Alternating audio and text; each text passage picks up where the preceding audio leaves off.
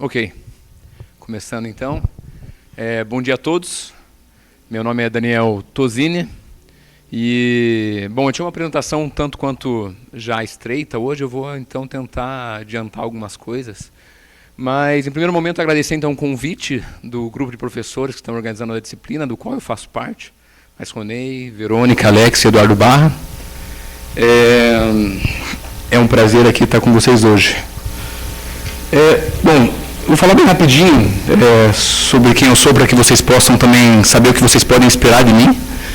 Mas já perceberam que quem tem interesse em filosofia da ciência, comumente tem interesse em ciências, ou tem informações outras para além da filosofia. No meu caso, não é um diferente. Eu sou formado em administração, não é uma ciências exatas, mas é uma ciência das sociais aplicadas. E também sou formado em filosofia. Tenho mestrado em filosofia aqui na UFPR, minha graduação em filosofia também é na UFPR. No mestrado eu trabalhei sobretudo a filosofia da ciência de Thomas Kuhn. Meu orientador foi inclusive o professor Eduardo Barra, quem está organizando aí, entre outros professores, essa disciplina. E o meu doutorado também foi feito em filosofia aqui na UFPR. Exatamente sobre as duas escolas de pensamento que a gente vai conversar hoje. Fiz, inclusive, 2 anos da minha formação na Universidade de Nantes, na França, onde eu tive a oportunidade de me contatar diretamente, tanto com o Bloor como com o Latour, que são os autores que a gente vai tratar. Além disso, eu tenho algo distinto, que eu não tenho cargo como professor, apesar de ser um servidor público da Universidade Federal do Paraná. Eu sou um servidor técnico administrativo, um administrador. Minha formação, meu cargo de administrador na universidade aqui na UFPR, trabalho atualmente no setor de ciências humanas, mais especificamente na pós-graduação em filosofia. Mas então, o que a gente vai tratar hoje, né? A gente vai tratar hoje de 2 escolas de pensamento. A primeira se chama Programa Forte em Sociologia do Conhecimento e a segunda, Teoria Torre-Rede. Essas escolas de pensamento, elas são formadas por uma multiplicidade de autores. Não somente esses 2 autores que estão nomeados aqui no nosso slide.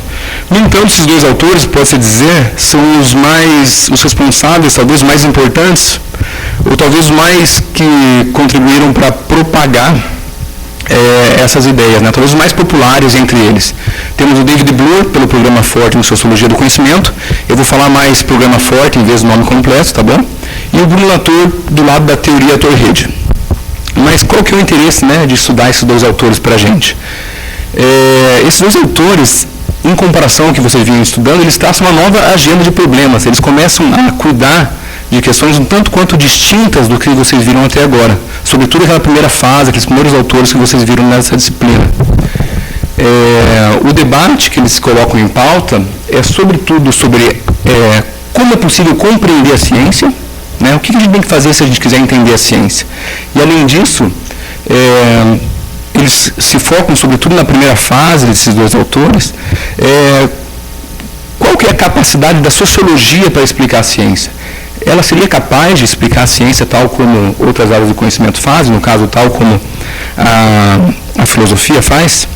Eles tinham interesse, então, de explicar a ciência tal como ela realmente acontece, que é um pouco distinto, pelo menos na visão desses autores, de como era feito até então. Os professores que foram convidados para dar essas aulas aqui dessa disciplina, já foi dito isso, têm um pouco de perfil de estarem um pouco de acordo com aquilo que eles vão defender, com os autores que eles trabalham. Então eu vou, além de fato estar de acordo com muito que esses autores tratam, eu vou tentar falar aqui tal como eles apresentariam, com a mesma polêmica e com a mesma, de maneira até defensiva dessas posições. Já é provocativo, no caso, eu falar que esses autores querem descrever a ciência tal como elas realmente acontecem, e isso não era feito antes. Então aqui é o nosso plano de aula. Eu vou dar primeiro uma introdução geral dos autores, onde eu vou mostrar um rosto para vocês, para deixar essa coisa um pouco menos abstrata. No segundo momento eu vou falar dos antecedentes, das visões tradicionais da filosofia e da sociologia, para mostrar em que contexto eles se encontravam e por que eles se tornam importantes por meio de contraste do que era feito anteriormente. Depois eu vou falar um pouco do Bloor e do Programa Forte em Sociologia do Conhecimento. Depois eu vou falar de um momento de acordo entre Bloor e Latour, que é quando o Latour desenvolveu o que ele chama de antropologia da ciência. E, por fim, eu vou falar do Latour e a teoria torre-rede, que é um desenvolvimento das suas teorias e de um debate que começou com um caminho muito próximo com o que o David Bloor fez. Então, só para vocês terem em mente onde a gente quer chegar, né? E vamos ver se a gente vai ter tempo a partir do que a gente tem a partir de agora. Então, vamos lá para a introdução em geral aos dois autores.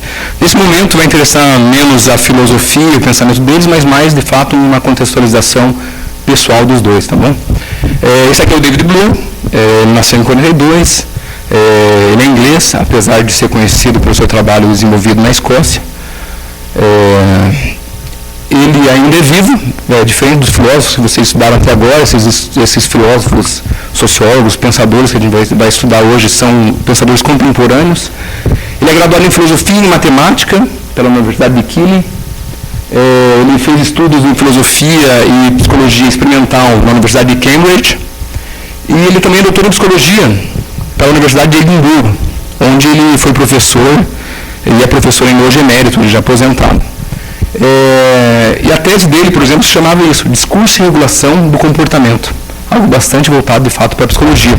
Mas interessante é que, apesar dessa formação bastante eclética dele, ele ficou conhecido, sobretudo, pelos seus estudos em sociologia.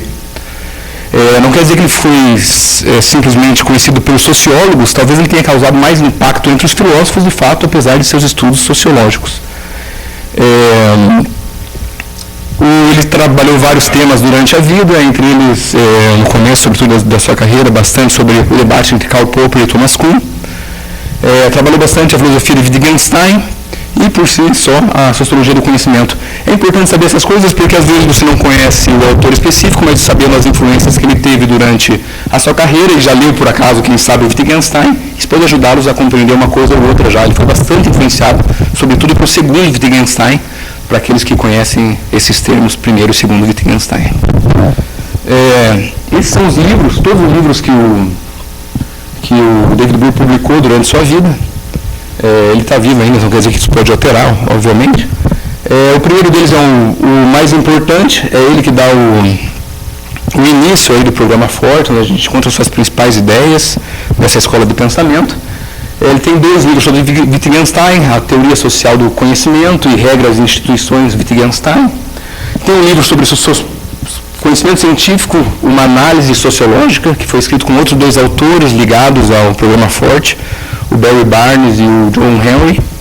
E, por fim, ele tem um livro lançado em 2011, que é sobre, isso envolve um pouco a história da aviação, que é um livro que foi lançado há pouco tempo, digamos assim, filosoficamente falando. As obras filosóficas tendem um pouco, demoram um pouco a ter impacto, mas é um livro pouquíssimo trabalhado no Brasil. Se alguém um dia, por acaso, vocês, cientistas de uma área parecida com essa, e quiserem se dedicar a isso, é um bom caminho a ser seguido. Esse aqui, por fim, então, é o Bruno Latour, nosso outro personagem da manhã. Ele é francês, nascido em 47, um pouco depois do Bloor, na França, em Bonn, perdão. Ele é graduado em filosofia e fez também doutorado em filosofia, uma área um pouco interdisciplinar, um pouco próxima também da teologia. Essa aqui, por exemplo, é o título da sua tese. Chama-se Exegese e Ontologia sobre a Ressurreição. Ele talvez seja um dos autores mais populares de filosofia do mundo atualmente. Eu já li textos entrevistas que o citam como o filósofo mais vendido francês atualmente, pelo menos na França. E ele é um autor bastante eclético, como a gente vai ver. Ele ficou conhecido pelos seus estudos em antropologia, pelos seus estudos em sociologia, pelos seus estudos em filosofia. E não é comum a gente entrar em sites universitários e encontrar a cara do Latour assim, estampada com uma chamada super popular. Tem algo? Super popular para vender essa imagem do Latour como o filósofo do momento. Ele mesmo, o Latour, investe muito na sua carreira pessoal. Ele tem um site, bruno-latour.fr, que você pode encontrar todas as suas publicações, todos os seus livros, sua agenda, seus eventos, inclusive uma sessão de perguntas mais frequentes. Então, a gente vai ver que ele é bem polêmico sobre, até nesse ponto, eu acredito que ele já é bastante distinto do que a gente tem costume de ver, sobretudo no mundo filosófico, ou dos filósofos. Esses são alguns livros que o Latour publicou. Ele é um escritor incansável. Eu já contei, acho que pelo menos 20 livros ou mais de 150 artigos. Então, é difícil dar conta de toda a sua obra. Cada ano, aqui, por exemplo, já tem um livro que foi lançado depois desse de 2016, que é O de Aterrizar, O Atterrir, em francês, não tem tradução, acho que em português ainda. Como se orientar em política. Ele está falando de política agora, sobretudo, o Latour. Aqui, eu ia passar um pouco sobre os livros, mas pelo nosso tempo eu vou deixar. Mas tem alguns livros que, só vou citar, são interessantes para quem é cientista e quer entender um pouco o que ele faz sobre ciência. O primeiro, Vida de Laboratório, a gente vai trabalhar bastante hoje. O segundo, a pasteurização na França, para os biólogos, pessoal da área aí que trata até de medicina. Ciência em Ação, tem uma série de estudos de casos que ele faz. No Brasil ficou muito popular o livro Jamais Fomos Modernos, de 91. Quem é do direito, ele tem um livro chamado The Making of Law, que ele faz aí uma expedição na Suprema Corte Francesa para trabalhar um pouco de suas ideias. Tem duas características dos seus livros, quase todos. Ele, de algum momento, tenta defender que tanto a sociedade e a natureza estão em constante construção, no processo de construção e de associações humanas, digamos assim. E a segunda característica é que ele costuma fazer pesquisas em loco. Ele vai até o lugar onde se costuma produzir conhecimento, onde tem aqueles ideais de racionalidade, objetividade bem clássicos, e ele fica lá fazendo pesquisas em loco, junto com aquelas pessoas, para entender como funciona a produção do conhecimento, digamos assim. E nesse livro aqui sobre direito, ele fez isso na Suprema Corte, lá da França. Não sei se é correto chamar Suprema Corte, se é uma boa tradução, porque é um pouco diferente lá, mas acho que é o melhor equivalente. Bom, mas vamos lá. A gente deu aqui uma visão geral sobre os autores, agora a gente vai participar para os seus antecedentes filosóficos e sociológicos. Bom, essa aqui é uma maneira de representar a história da filosofia da ciência. Essa é uma maneira, veja lá entre aspas. A gente tem que lembrar que para contar a história, a gente tem uma participação do autor. Quem escolhe quando começa e quando termina não é nada claro para quem for já fazer pesquisa de arquivo e campo para saber onde está o começo e o fim dessas áreas. E essa história que eu coloquei aqui, se confunde inclusive com a história que foi escolhida contar para vocês. A gente já falou sobre ciência antes do positivismo lógico, mas aqui a gente escolheu começar aqui com uma tradição específica. E eu quero mostrar aqui uma evolução. O aumento da complexidade das explicações sociais, eu estou defendendo aqui para vocês já isso, que autor a autor isso foi ganhando espaço, durante essas correntes filosóficas, essas ondas filosóficas, digamos assim, e cada vez mais para lá a gente tem menos espaço para críticas aos ideais da ciência comuns, aquelas visões de objetividade, progresso e racionalidade científica. Então, para lá, menos espaço para essas críticas, para cá, mais espaço para a complexidade e para o social. Vou passar bem rápido sobre isso, vou me deter um pouco mais, mas, por exemplo, positivismo lógico. Qual que é o espaço que o social tinha naquelas teorias defendidas, tais como vocês já viram? Sobretudo na explicação sobre o conteúdo, sobre o que realmente o cientista faz. Lá eles reduziam a ciência a uma série de preposições, a relações lógicas, certo? Lá no fundo a ciência, ou aquele produto, o conhecimento, podia ser feito por uma pessoa, desde que aquelas construções, frases estivessem bem construídas, seguissem uma sintaxe adequada e tivessem com relação direta, pudessem ser verificadas na experiência, ok. Bastava as sentenças da ciência para que você pudesse explicá-lo. O social, o positivismo lógico falou bastante sobre o social, mas não exatamente sobre o social dentro do conteúdo da ciência, das teorias científicas. Depois a gente tem uma segunda onda aí do Popper e do Lakatos. O Lakatos vocês não viram, mas é um discípulo aí de Popper, bastante próximo a ele em relação à procura de um método científico único para a ciência. No Popper, o social ganhou um pouquinho de espaço. Lá a questão ainda mais importante é a metodologia. Chegou o horário. É a metodologia. No entanto, as questões dos enunciados básicos para Popper, acho que vocês trataram sobre isso, são aceitas de maneira intersubjetiva. O que você usa para falsear um enunciado, uma teoria científica, são os enunciados básicos, aqueles mais próximos da realidade, se a gente pode falar assim de uma maneira bem genérica. E lá o Popper falava já em interobjetividade, ou seja, as pessoas chegam a critérios de consenso sobre como aceitar esses enunciados básicos. Lá o social ganha um pouquinho de espaço, mas o que importa mesmo é o método da ciência, é o falsacionismo. Depois você tem o Kuhn e o Feyerabend.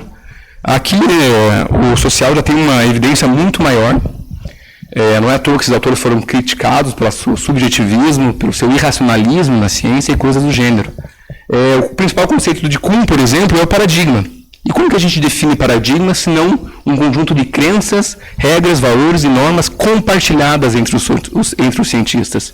Quando a gente fala em compartilhamento, a gente já está falando de pessoas, de mais de uma. Então o social começa a entrar em jogo nessa questão. Para depois, por fim, chegar então no Bourdieu e Latour, que a gente vai tratar hoje. E esse pessoal que normalmente é denominado como construtivista social, apesar de não gostar desses nomes, mas outros nomes que convêm mais para eles, né, e eles aceitam tranquilamente, que é o Science Studies, que estuda história e filosofia da ciência contemporânea, vai lidar com esses termos, que em português normalmente traduzido para si, estudo da ciência, estudos sociais da ciência e coisas do gênero. Lembrando que se pode falar estudo da ciência ou estudo das ciências. O S nas ciências já é uma tomada de posição para essas pessoas. Essas pessoas não estão mais preocupadas somente com a física, que inicialmente lá o positivismo lidava. Não estão falando somente da física ou então da química, que o Popper falava, ou então o Kuhn, melhor, né, quando eu começava a falar um pouco já de química, de biologia, mas está falando das ciências em geral. Aqui, por exemplo, nosso curso chama-se Filosofias da Ciência e da Tecnologia. Também é uma tomada de posição. Filosofias, podia ser filosofias das ciências e das tecnologias. Mas esses autores estão mais para o plural nesses nomes. Tá? Bom, aqui é a história da sociologia, eu não vou meter sobre esse ponto, senão a gente não vai conseguir dar conta do que a gente tem hoje, mas a ideia é que a gente vai ter nesses autores, antes desses autores que a gente vai tratar, do Bourdieu e do Latour, algo muito semelhante ao que a gente tinha na filosofia, que é uma separação do campo que é filosófico e do campo que é sociológico de tratar a ciência. Esses autores trataram de fato sobre a ciência, falaram um pouquinho sobre elas, mas a questão é que o que eles tratavam estava um pouco ainda periférico, era externo ao que a gente entende por interioridade da ciência. Cada um teve sua maneira de tratar a ciência, mas ainda assim não era exatamente como o Bourdieu e o Latour vão ver essa questão. Eu vou mostrar mais rapidamente em uma frase de cada um, uma frase de um filósofo, uma frase de um sociólogo, o que eu quero dizer com divisão de campo entre o que é o trabalho da sociologia e o que é o trabalho da filosofia. Vale lembrar que essas duas escalas históricas, filosóficas e da sociologia, eu defendo aqui que houve uma pequena invasão. Pouco a pouco, os filósofos começaram a tratar da sociologia e do que é o social, mas o social também, os sociólogos começaram pouco a pouco a tratar de questões filosóficas. Há uma invasão, uma intersecção entre esses campos, nesses autores que a gente está estudando. Bom, essa aqui é uma frase de Lakatos, tá? Lembrando que é o popperiano. Este artigo, né, ele está tratando de um artigo que se chamava História da Ciência e suas reconstruções racionais. Ele dizia o seguinte: este artigo pretende explicar como a historiografia da ciência deveria aprender com a filosofia da ciência e vice-versa. Será argumentado que a filosofia da ciência fornece metodologias normativas em termos dos quais o historiador reconstrói a história interna e assim fornece uma explicação racional do crescimento do conhecimento objetivo. B. Duas metodologias concorrentes podem ser avaliadas com a ajuda da história interpretada de forma normativa. C. Qualquer reconstrução racional da história precisa ser complementada por uma história externa, empírica, sociopsicológica. Então, a sociologia e a psicologia não é o mais importante, o normativo na ciência, é aquilo que complementa no máximo a história, certo? Apesar da necessidade de ser feita. Podia explorar um pouco isso mais, mas vamos seguir em frente. Aqui é uma frase de um sociólogo, que estava lá na lista que eu passei para vocês. É importante eu focar um pouco e dar atenção a essas pessoas hoje, porque, de fato, por contraste, a gente vai entender bem a importância desses autores, tá bom? Na história da filosofia e da sociologia da ciência. Bom, o Merton, num texto que se chama A Estrutura Normativa da Ciência, ele diz o seguinte: estamos aqui preocupados de forma preliminar com a estrutura cultural da ciência, isto é, com o aspecto limitado da ciência como instituição. Assim, devemos considerar não os métodos da ciência, métodos Popper, positivismo lógico, mas os costumes com os quais eles estão cercados. Certamente, os cânones metodológicos são frequentemente expedientes técnicos e compulsivos morais, mas é somente este último que é a nossa preocupação. Este aqui é um ensaio de sociologia, na sociologia da ciência, não uma excursão na metodologia, ou seja, nos termos de Popper, isso não é filosofia. O que é filosofia se não cuidar da metodologia da ciência, para os autores que vocês viram até então, sobretudo até Popper, com o Fleck, com o Feyerabend já muda um pouquinho a questão. Mas ainda não é como os autores vão trabalhar. Bom, mas então vamos, enfim, ao programa Forte. O programa Forte então, foi desenvolvido em Edimburgo, na década de 70. Esse é o principal livro onde a gente pode encontrar as ideias. Tem vários livros que a gente pode encontrar o que esses autores trabalham. Mas esse livro aqui, para mim, é onde ele é condensado todas as principais teorias desses autores. É um bom livro para quem tiver interesse, se interessar sobre esse tipo de tratamento da filosofia, é esse livro aqui, A Ciência Tal Qual Ela é Feita, Tal Qual ela se Faz, que é um livro organizado, não dá para ver no slide, já um pouco sem foco aqui, mas organizado por Bruno Latour, que ele publicou uma série de artigos dos membros vinculados ao programa Forte, ou próximos a ele, para a língua francesa, justamente para popularizar essa maneira de fazer filosofia na França. E aqui são alguns nomes relacionados ao programa Forte, tá? David Bloor, Stephen Shapin, John Farley, Gayson, Mackenzie, Harry Collins, é bastante importante. Inclusive tem pessoas que defendem que existem duas escolas do programa Forte. O Harry Collins seria o líder da escola de Bath, e o David Bloor, nosso autor de hoje, seria o líder da escola de Edimburgo. Mas esse é um pouco, cada um tem sua particularidade, é melhor chamar cada um pelo seu nome específico, ou então pelo nome geral, sociologia do conhecimento científico, ou por science studies ou coisas do gênero. Bom, mas uma boa maneira de entender um autor é entender qual problema ele está lidando. E o problema que o David Bloor está lidando aqui é justamente isso, né? Ele se questiona sobre esses limites impostos à sociologia e sobre essa divisão de trabalho entre filósofo e sociólogo. Ele questiona o que ele chamou aqui, um conceito que vale a pena entender, porque é um conceito chave para essa ideia, que ele questionou a sociologia do erro, a qual era confinada ao trabalho do sociólogo. Isso quer dizer que o sociólogo ele era chamado para dar conta dos maus momentos da ciência, enquanto o filósofo era chamado para dar conta dos bons momentos da ciência. O que quer dizer isso? Se tudo está ocorrendo bem, o sociólogo, o filósofo, é chamado para explicar o que é a racionalidade, o que é a verdade, o que é a objetividade, o que é o progresso científico e tudo mais. É o filósofo que vai dizer por que a gente toma um medicamento e funciona, por que a gente sobe numa montanha russa e ela funciona tal como planejado por um cientista. E o que sobrava, então, aos sociólogos nesse momento e nessa visão aí de sociologia do erro, a qual o Bloor se opõe? O sociólogo vai chamar quando as coisas saíram do trilho. Por exemplo, quando que a gente toma um medicamento e daí tem algum problema nos efeitos esperados, qual que é a explicação que a gente normalmente daria para isso? A gente poderia dizer, por exemplo, que devido a uma influência de valores culturais, religiosos, econômicos na indústria farmacêutica, aquele grupo de farmacêuticas liberaram um medicamento antes da hora, antes de ter certeza que ele conduzia com a verdade. E o sociólogo era chamado para explicar aquele descaminho do progresso da ciência. Então tinha uma divisão muito clara, que eu estou tentando defender faz um tempo isso, e é isso que ele se opôs, à sociologia do erro. Eles perguntavam, né, por que restringir a sociologia somente aos maus momentos da ciência? Por que ela não seria capaz, ela não teria método suficiente, capacidade para dar conta de explicar a ciência em seus bons momentos, ou então o conteúdo científico, a natureza do conhecimento científico? Então, para isso, eles desenvolveram um programa. Ele ficou sendo conhecido assim, ele mesmo dá esse nome, Programa Forte em Sociologia do Conhecimento. Bom, um programa é um conjunto de instruções, em geral, que se a gente seguir, vai chegar a determinado ponto, né? Vale a pena a gente interpretar um pouco o conteúdo aí desse nome para a gente já começar a entender o que eles querem dizer com tudo isso. Então, isso é um programa, eles passam uma série de instruções de como a sociologia deve agir para fazer a sociologia da ciência.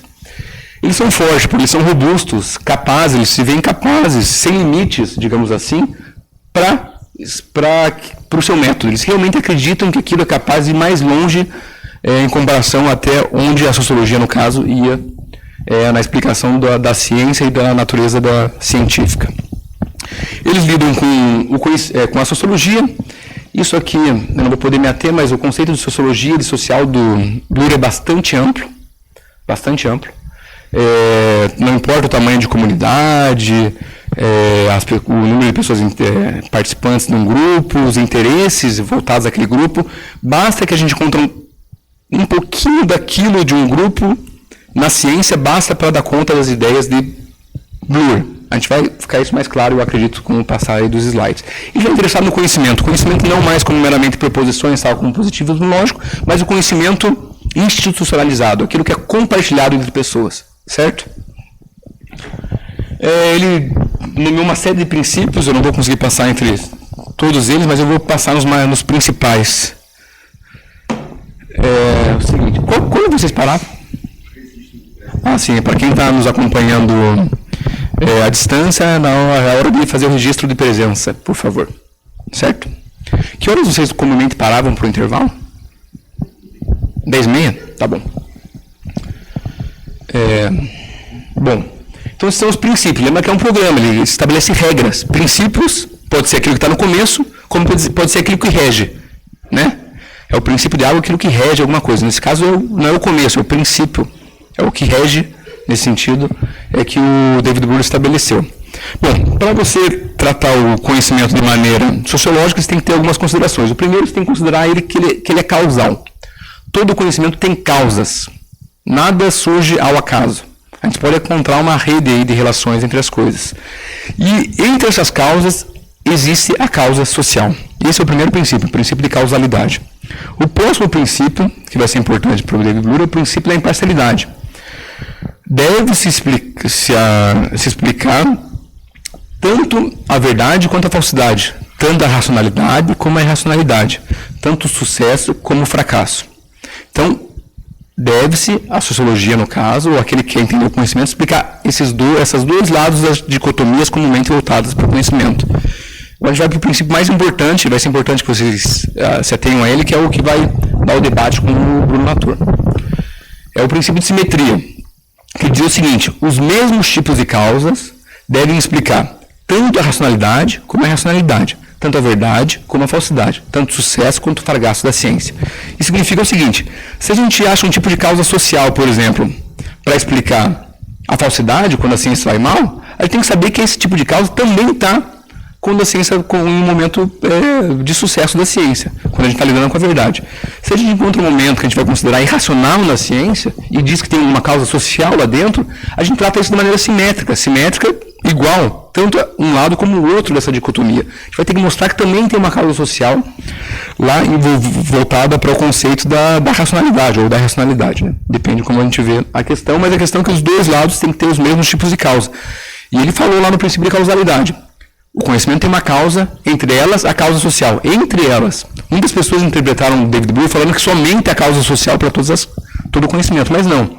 Ele só está defendendo uma coisa um pouco mais humilde, que entre o conhecimento racional, verdadeiro e objetivo, que leva ao progresso, também existem causas sociais. Certo? Pode dizer que ele tem uma análise, uma abordagem multicausal, né, do conhecimento, não somente algo que explica diretamente o que é isso. Tem outros princípios, eu não vou ter tempo para passar por eles. Tem várias outras diretrizes, né, que lidam que ele pode tirar lendo os textos aí do David Bloor e do pessoal do programa Forte. Entre elas, vale a pena citar só o empirismo. Eles se consideram empiristas também. Não são só os empiristas lógicos que se consideram empiristas. Eles também acreditavam ou então defendiam que para você saber o que é o conhecimento, você tem que lidar com a empiria, com aquilo que vem dos dados sentidos, com a pesquisa de campo, no caso deles, certo? O alvo deles era a ciência e o conhecimento institucionalizado, eu já disse. Eles tinham como estratégia colocar... Isso eu vou deixar para depois, tá? Essa é a estratégia dele que vai voltar com o Bruno Latour. Mas a questão é a seguinte, você está falando um monte de coisa conceitual abstrata, mas cadê os exemplos, estudos de caso, né? Para você mostrar isso de maneira mais concreta, o que isso quer dizer com um impacto social na ciência, no conteúdo da ciência e em sua natureza. Na sua primeira fase, naquele livro que eu indiquei, de 76, O Conhecimento Imaginário Social, o David Bloor fala muito pouco sobre casos e estudos de casos. No final do livro dele tem uma série de artigos, uma série de pequenos estudos de caso. Mas esse é eu acho que é a parte mais, talvez, menor do livro dele. De fato, é pouco. Deixa, talvez, a desejar. Mas é importante falar que, como ele queria ser forte, os exemplos de estudo que ele faz lá são voltados à matemática e à lógica. Então, a ciência, para ele, naquele caso, em análise, é a matemática e a lógica. Se tem alguma matemática e lógica que quer analisar o que ele falou sobre isso, no livro está lá. Mas o David Bloor, apesar de ter produzido pouco estudo de caso nessa época, ele influenciou muitos autores. O livro dele parece que deu assim um abraço caloroso naquelas pessoas que queriam utilizar a sociologia para explicar a ciência. E dentre essas pessoas que ele influenciou, a gente pode encontrar, então, por fim, o Bruno Latour, que é o nosso segundo autor aqui do dia de hoje. Que a gente vai dividir em duas fases, então. A primeira antropológica, e quando ele está em acordo com o David Bloor, e a segunda, que a gente vai chamar de fato em teoria Torre-Rede. Bom, o Latour, ele tem um livro lá, o primeiro livro de 79, chama-se Vida de Laboratório, a construção social do fato científico. Vida de Laboratório, a construção social do fato científico. Tem em português esse livro. Uma versão já um pouco modificada da original, mas já é bastante interessante. Se o David Bloor se perguntava e se opunha à sociologia do erro, o Bruno Latour fez uma coisa muito parecida. Ele se opôs ao que ele chamou de ciência da periferia, como a antropologia como ciência da periferia, melhor dizendo. O que quer dizer antropologia como ciência da periferia? Quando a gente pensa no antropólogo, qual que é o nosso estereótipo de antropólogo? Né? O que vem na nossa mente? O que eles estão estudando? Eu conduzo já uma pergunta retórica. A resposta, normalmente, pelo menos na minha mente, vem o antropólogo que vai estudar o conhecimento tribal, vai estudar os indígenas, os aborígenes. No máximo, quando vai estudar alguma coisa um pouco mais próxima da nossa cultura, por exemplo, a cultura ocidental, se é que a gente pode dizer que é próxima, ou em quais sentidos não se sabe, ele vai se dedicar àquelas ciências que ainda não adquiriram o mesmo status que tem a ciência física na nossa sociedade. O sociólogo vai, por exemplo, estudar e se dedicar a entender a acupuntura, né, a medicina oriental, como eles tratam os corpos e as doenças de maneiras distintas da nossa. A gente pouco vê, sobre tudo isso nos anos 70, quando ele escreveu esse livro, começo dos anos 80, o antropólogo se dedicando a entender a nossa própria sociedade. Hoje isso é mais comum, mas eu estou falando de fato aí como pode ser apresentado isso historicamente. Mas o Bruno Latour fez uma coisa muito interessante, que foi a seguinte, deixa eu controlar o tempo, ele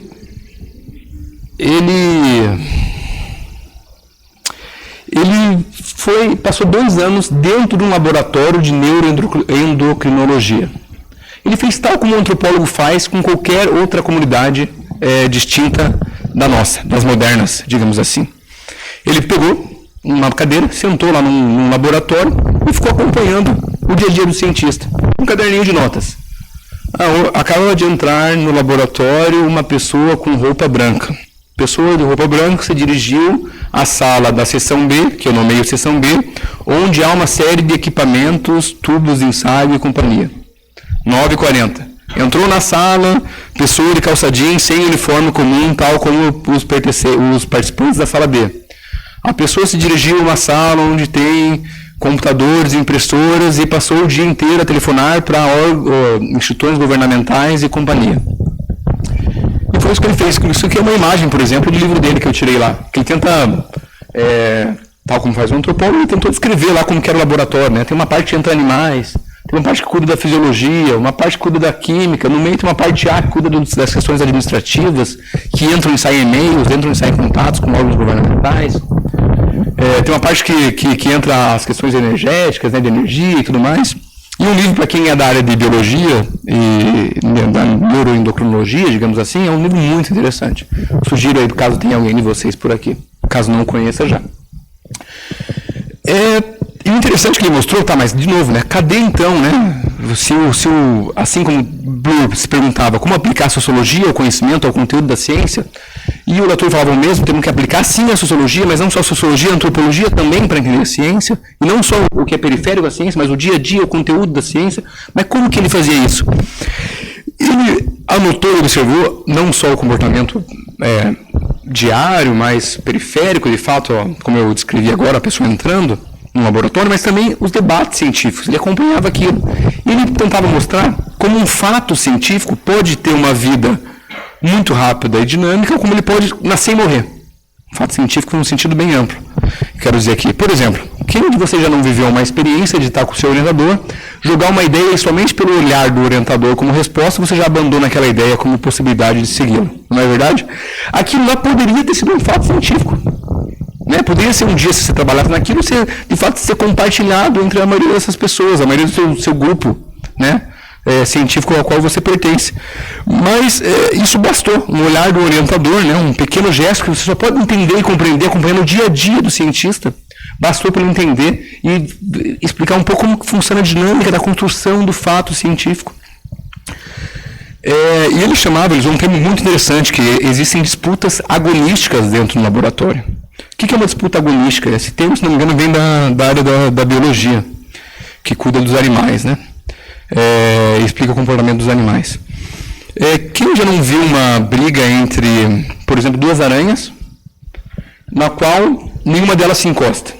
Né? Basta cada uma só se ergue assim, né? Uma na frente da outra, aqui existe mais tempo, aqui abrir mais os braços, de repente uma baixa e vai embora, acabou. Nem se precisaram se encostar, não foi dito uma palavra, teve um toque. E aí isso acontece no laboratório, com as relações de poder, com interesses pessoais e coisas do gênero. E o livro do Latour, isso a gente nunca vai poder questioná-lo, apesar de sua polêmica, é sempre rico em detalhes. É muito interessante lê-los, assim, no mínimo faz se refletir bastante sobre essas questões. Então, lá no dia a dia do cientista, tinha uma série de técnicas de persuasão, que ele mostra a relação entre proponentes né, os seus receptores e proponentes de uma resposta. Ele analisa as conversas formais e informais dentro do laboratório. Ele mostra que, apesar do produto nas nossas pesquisas científicas, serem os nossos artigos, e lá estarem os fatos científicos, existem também, além dessa comunicação formal, o que é um artigo científico? Você mostra para a comunidade, você está se comunicando para as pessoas, né, para os seus grupos, ou para a comunidade inteira, se é uma revista de divulgação científica. Além dessas questões, existe uma série de conversas do dia a dia que bastam para influenciar o resultado dessa comunicação formal, que são super importantes se a gente quiser compreender o empreendimento científico. Não basta que a gente se atenha somente ao produto final, o fato científico, que está lá em uma linha, talvez, num artigo de 15, 20 páginas. Bom, e o que é importante aqui, e o que eu quero defender para vocês nesse momento? Este livro aqui, ele tinha, então, eu comecei a falar dele, é um livro de Latour. O Latour tinha como interesse a ideia de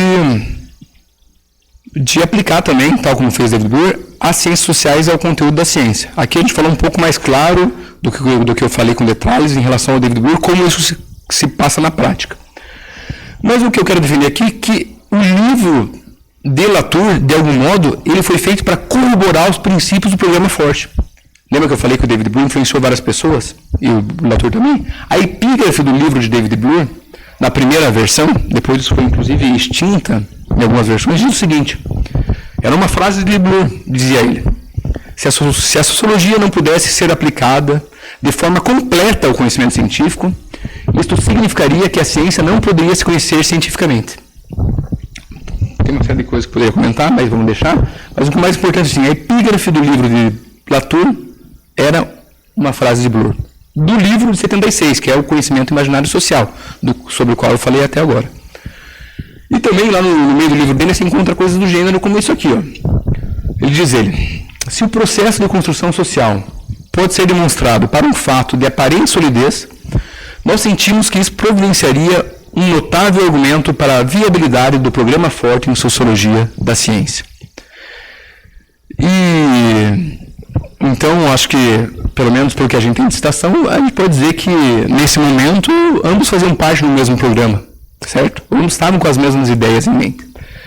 Existe uma questão que o Latour coloca por vezes no seu livro, A Vida de Laboratório, que é a seguinte, que daí dessa aí não gerou debate e polêmica no primeiro momento, mas gera uma discordância um pouco com David Bloor, que ele dizia o seguinte: a natureza é o resultado da atividade científica. De algum modo, ele falava e criticava já os positivistas e a quem veio antes dele, comentando que ele não podia utilizar simplesmente as teorias, os fatos científicos para explicar, né, o resultado da ciência, para explicar a ciência, porque aquilo vinha depois da atividade científica.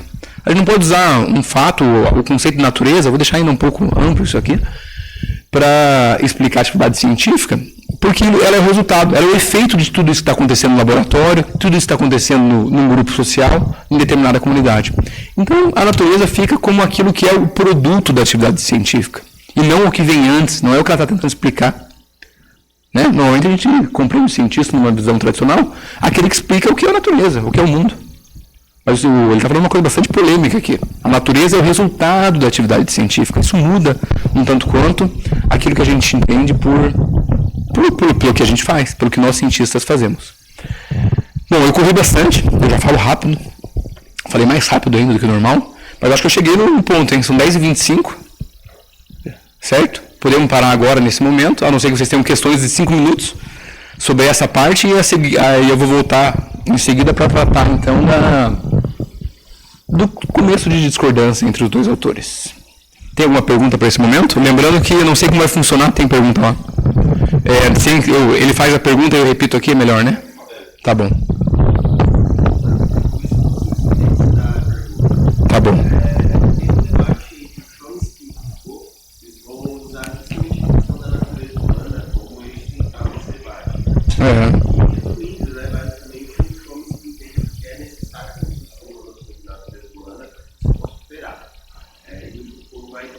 É necessário a natureza humana para que isso possa operar, né? É isso?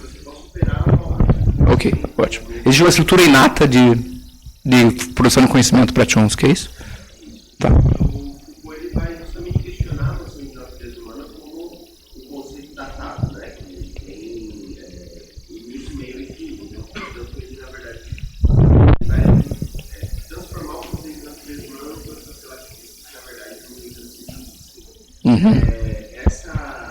Essa fala, né, do ator da natureza poderia ser considerada como uma forma de pensar numa natureza, ao mesmo tempo que essa natureza ela é construída no processo de conhecê-la. Tá, vou repetir a pergunta para o pessoal que está à distância, tá? Ele fez... Como é o nome? O Andrew fez uma questão que comparava um debate entre o Chomsky e o Foucault. Para Chomsky existe uma ideia de uma estrutura inata, algo que está na própria natureza humana, que é necessário para produzir o conhecimento. E o Foucault entra no debate, né, a partir das ideias de Foucault, a gente tem uma ideia de produção de natureza concomitante ao próprio criar do conhecimento. Não sei se foi assim que você quis descrever, ou se você entendeu, e se de algum modo isso tem a ver com esse debate, ou com essa ideia, a ideia de Latour. Eu diria que, como você descreveu, é isso mesmo. Inclusive, tal como você descreveu, poderia ser até um debate entre o próprio, que a gente vai ver depois, entre o Bloor e o Latour. Um vai falar em proporções naturais da natureza do conhecimento humano, que a gente deve seguir, no caso do Bloor, para entender a produção do conhecimento científico, e o Latour vai ter uma ideia muito mais próxima dessa coprodução aí do conceito de natureza. Mas eu acho que é um pouco mais radical ainda do que Foucault. A gente vai ver, eu não conheço tanto Foucault assim também para fazer essas comparações, mas eu acho que é um pouco mais radical. Ele tem um quê de originalidade, mas de polêmica bastante grande aí na sequência. Mais alguma questão? Antes do intervalo?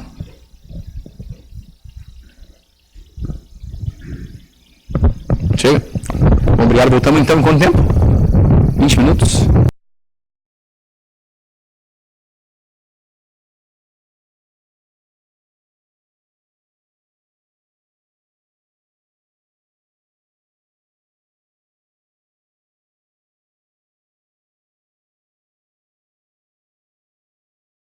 Vocês possam se sentar, talvez diminuir as conversas,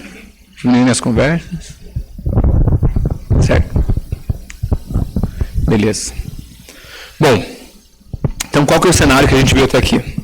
Retomando, a questão de didática.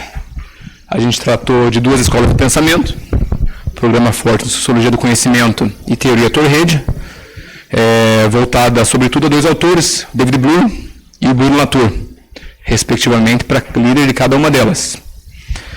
A gente apresentou um rosto para vocês, de cada um deles. Depois a gente apresentou um contexto lá da sociologia, da filosofia, que mostrava que existia uma divisão tácita de trabalho entre aquilo que o filósofo faz e aquilo que o sociólogo faz, os cientistas sociais fazem. Mostrando que essa ideia de separação entre o trabalho de um e de outro era também vista na história da sociologia. Daí eu comecei a falar um pouco do programa Forte, por que ele se posicionava contra a sociologia do erro. Desenvolveu uma série de princípios, entre eles o mais importante para o nosso debate de hoje, o princípio da simetria, que dizia que os mesmos tipos de causas devem explicar tanto a racionalidade como a irracionalidade, tanto a objetividade, tanto a verdade quanto a falsidade, tanto o sucesso quanto o fracasso da ciência. Eu já estou falando mais baixo que antes, né? A voz vai cansando. Vocês estão me ouvindo bem ainda? Ok, mas dá para vir para frente. Então, daí eu mostrei de que modo esse autor, o David Bloor, influenciou uma série de autores, entre eles o Latour, que desenvolveu lá a antropologia da ciência com uma maneira de aplicar os princípios do programa Forte. De maneira um pouco distinta, é verdade, mas ainda assim com essa ideia em mente. Ele foi lá e se opôs ao que ele chamou de antropologia como ciência da periferia e desenvolveu lá uma análise cotidiana do dia a dia dos cientistas para tentar compreender o empreendimento científico. Bom, eles estavam bastante em acordo, acho que ficou pelo menos claro, pelo menos por parte de Latour, o quanto ele se via como partícipe desse programa, né? Como alguém que estava contribuindo para desenvolver as ideias do David Bloor. No entanto, em algum momento, desacordos surgiram. Veja, por exemplo, essa frase aqui do David Bloor, em 99, já quase 20 anos mais, ainda depois do lançamento do seu primeiro livro. Para aqueles que só conhecem o seu trabalho de Latour pela reputação ou que leram apenas a primeira edição de Vida de Laboratório, apresentá-lo como um crítico da sociologia do conhecimento pode parecer surpreendente. O trabalho de Latour e do programa Forte em Sociologia do Conhecimento são frequentemente classificados em conjunto, sob o rótulo de construtivismo social. E isso cria a impressão de que os dois empreendimentos devem ser fundamentalmente semelhantes. No entanto, as duas abordagens são profundamente opostas. Eu acho que, no mínimo, etonante de ler uma frase dessa depois do que eu apresentei até o momento. Muito bem que eu estava falando a questão pelo viés, sobretudo, de concordância do Latour com o Bloor, mas a primeira vez que eu vi isso, eu me surpreendi. E essa de mesmo tipo de frase é encontrada nas palavras de Latour. Veja bem o que ele fala sobre o programa Forte. Isso em 92. Lembrando que o livro do Conhecimento Imaginário Social do David Bloor é de 76 e a primeira edição de Vida de Laboratório é de 79. Ele diz o seguinte, o Bruno Latour: enquanto as ciências sociais não aplicarem suas ferramentas à natureza e à sociedade de uma só vez, a identidade das duas transcendências e seu caráter comum construído permanecerão no escuro. É por isso que a solução intermediária, realismo social alternado com relativismo natural, defendida por muitos anos por colegas como David Bloor e Harry Collins, são, a longo prazo, contraproducentes, tanto para o campo de pesquisa como para o seu próprio programa. Então ele está dizendo que a ideia de Bloor, com a qual ele concordava veementemente, podemos dizer assim, é inclusive contraproducente para o campo de pesquisa do qual eles participam, que é os estudos da ciência, ou a sociologia da ciência, podemos chamar assim ainda, de uma maneira já um tanto quanto distinta nessa época. Essa história de desacordos tem, inclusive, uma série de artigos que esses autores trocaram entre eles, onde é bastante evidente a discordância que eles tiveram. Em 92, o Latour escreveu um artigo chamado Uma Virada a Mais após a Social, alargando os estudos da ciência para dentro do mundo não moderno. E lá ele citou, dentre as más maneiras de fazer sociologia e filosofia, o David Bloor como exemplo. Alguns anos depois, o Bloor, insatisfeito com essa provocação, lembrando que existia um momento que o Bloor foi mais famoso do que o Latour, hoje eles estão no mínimo em pé de igualdade, ou já estiveram, acho que o Latour hoje é mais popular, Mas então, em 99, o Bloor escreveu uma resposta a esse artigo, que não era bem somente uma crítica ao David Bloor, mas uma série de outros autores, entre eles David Bloor. E o Bloor escreveu um artigo bastante direto chamado Anti-Latour, na qual ele se colocou, então, frontalmente em oposição, né, ao que o Latour dizia.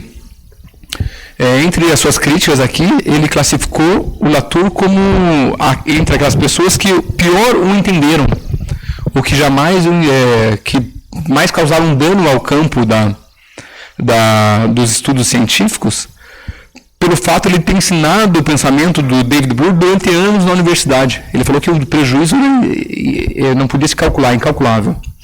Depois, em 99, o Latour escreveu um artigo também, em 99, chamado Para David Bloor e Além, uma resposta ao anti-Latour de David Bloor. E, por fim, acabou-se as críticas diretas, dessa maneira, pelo menos, com outro artigo em 99, de Bloor também, resposta a Bruno Latour. Esses artigos são bem interessantes porque eles extrapolam o ambiente filosófico comum, eles de fato têm críticas contundentes à personalidade. O Latour chegou a criticar o Bloor falando que ele tinha as ideias que ele tinha porque ele não conhecia a ciência de maneira adequada, nunca tinha entrado no laboratório, porque se ele tivesse entrado no laboratório ele teria outras ideias. Lembrando que o David Bloor é aquele cara eclético no começo, que estudou psicologia experimental, psicologia, matemática, filosofia e companhia. Então, é no mínimo interessante por essa parte também antropológica da questão. Bom, quais são os motivos, então, desses desacordos? Foi porque o Latour desenvolveu, pouco a pouco, uma nova teoria. Começou a sair do seu campo de somente corroborar a teoria de alguém, começou a desenvolver seu próprio pensamento. E desenvolveu, então, o que ficou conhecido por teoria ator-rede. As bases da discordância entre Bloor e Latour são fundamentadas, sobretudo, ao meu ver, em duas questões, dois posicionamentos um pouco distintos daquilo que era defendido pelo Latour. O primeiro deles era a ideia, o princípio que veio a ser conhecido como princípio de simetria generalizada que o Latour vai defender. Não é só mais princípio de simetria que ele vai falar em princípio de simetria generalizada. E também a ideia que a gente pode chamar de anti- ou de amodernismo, que vai ser defendida pelo Latour. Acho melhor do que antimodernismo é amodernismo, a gente pode falar sobre isso em seguida. Mas qual então era o princípio de simetria de Bloor? É aquele lá que defendia que os mesmos tipos de causas devem explicar todas as dicotomias comuns voltadas ao conhecimento. Ele nomeava 3: racionalidade e irracionalidade, verdade e falsidade, sucesso e fracasso da ciência. Os mesmos tipos de causas, entre elas as sociais, deviam explicar isso. Então, de algum modo, o princípio de simetria de Bloor, representado tal como o Latour representa. A sociedade causa a natureza. Coloquei uma interrogação porque não é tão claro que o David Bloor interpreta exatamente desta maneira. Mas ok. A questão é que, se já no seu primeiro momento o Latour defendia que a natureza era o resultado da atividade humana, né, dessa atividade que a gente chama de ciência, e não aquilo que está no seu início. O que mudou, de fato, para Latour foi que ele achou que essas mesmas implicações ao conceito de natureza estariam relacionadas ao conceito de sociedade. E a gente já vai entender o que isso significa.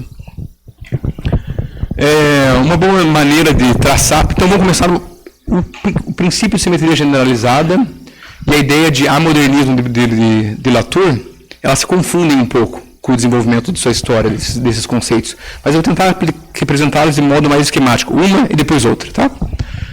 Para você entender, então, no primeiro momento, o princípio de simetria generalizada, que vai ser defendido pelo Latour, um bom livro para começar a entender a sua história é esse aqui, Ciência em Ação, que tem em português também. A maioria dos livros do Latour tem em português.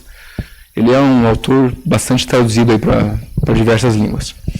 Esse livro é um livro bastante interessante para quem quer compreender o que é a aplicabilidade dos estudos da ciência à ciência. Como que essas pessoas fazem estudos de caso? Porque nesse livro ele apresenta uma série de estudos de caso, um livro de umas 500 páginas. Eu até vou citá-los, não pelo interesse agora filosófico, mas que talvez vocês aqui tenham alguma área de formação que seja de interesse e queira dar uma olhada o que esse autor falava lá, tá bom? É uma centena. Bom, entre eles ele fala lá, durante esse livro, né? Ele fala sobre a história da dupla hélice do DNA, sobre os hormônios de crescimento, sobre o debate entre Pasteur e Pochet, sobre o desenvolvimento dos computadores, sobre a popularização da fotografia, sobre a história do raio-x. Ele faz algumas discussões sobre disputas bélicas entre nações. Ele fala sobre o caso dos raios N, a história das ondas gravitacionais, a descoberta do polônio, a criação do motor a diesel, a história da bússola magnética e da navegação. Ele fala sobre a frenologia, sobre a máquina a vapor, sobre as linhas telefônicas, sobre a cultura dos Andes, sobre as disputas em paleontologia, sobre a criação da disciplina de geologia e sobre o cultivo de vieiras em uma comunidade local na França e muitos outros exemplos. Ele é rico em detalhes. Inclusive, o autor mesmo apresenta esse livro com uma introdução aos estudos da ciência. Ou seja, ele acredita que ele representa esse campo de Science Studies e faz lá uma introdução a isso aí e usa exemplo de vários autores. Entre eles, nesse momento, ainda exemplos dados pelo David Bloor. A cultura dos Andes, por exemplo, é um exemplo do livro de David Bloor. Nesse momento, ele já é um pouco distinto, o Latour e David Bloor, mas ainda está germinando as principais diferenças. O livro é de 87, não é ainda de 92, quando o primeiro artigo lá que o Latour criticou diretamente David Bloor. Mas esse livro ele dá uma série de regras e princípios. Ele segue ainda essa ideia do programa de estabelecer o que deve ser feito para estudar ciência. Né? Ele fala assim, é assim, para você estudar ciência tem que fazer isso, isso, isso e isso. Cada capítulo praticamente tem uma regra e um princípio. A regra dizendo o que deve ser feito para entender a ciência e o princípio uma visão um pouco mais pessoal do próprio Latour. Mas não vem ao caso a gente adentrar tanto nisso.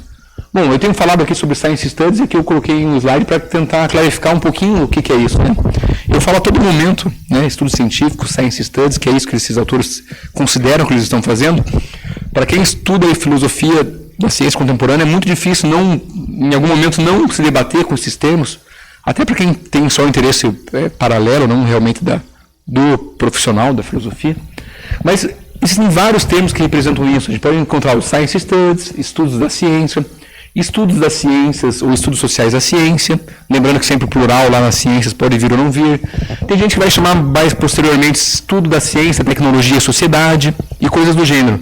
E entre os próprios autores não tem uma definição clara sobre isso, o que é cada uma dessas áreas, como elas se dividem. Poderíamos dividir lá, né? Science Studies, de uma maneira geral, é todo estudo que tenta compreender a ciência, entre os filósofos, historiadores, psicólogos, economistas, a semiótica, os estudos literários. Dentro disso, a gente pode achar que tem os estudos mais ligados à sociologia, que estariam lá os estudos da sociologia, da antropologia, da linguística e companhia, ciências sociais, digo.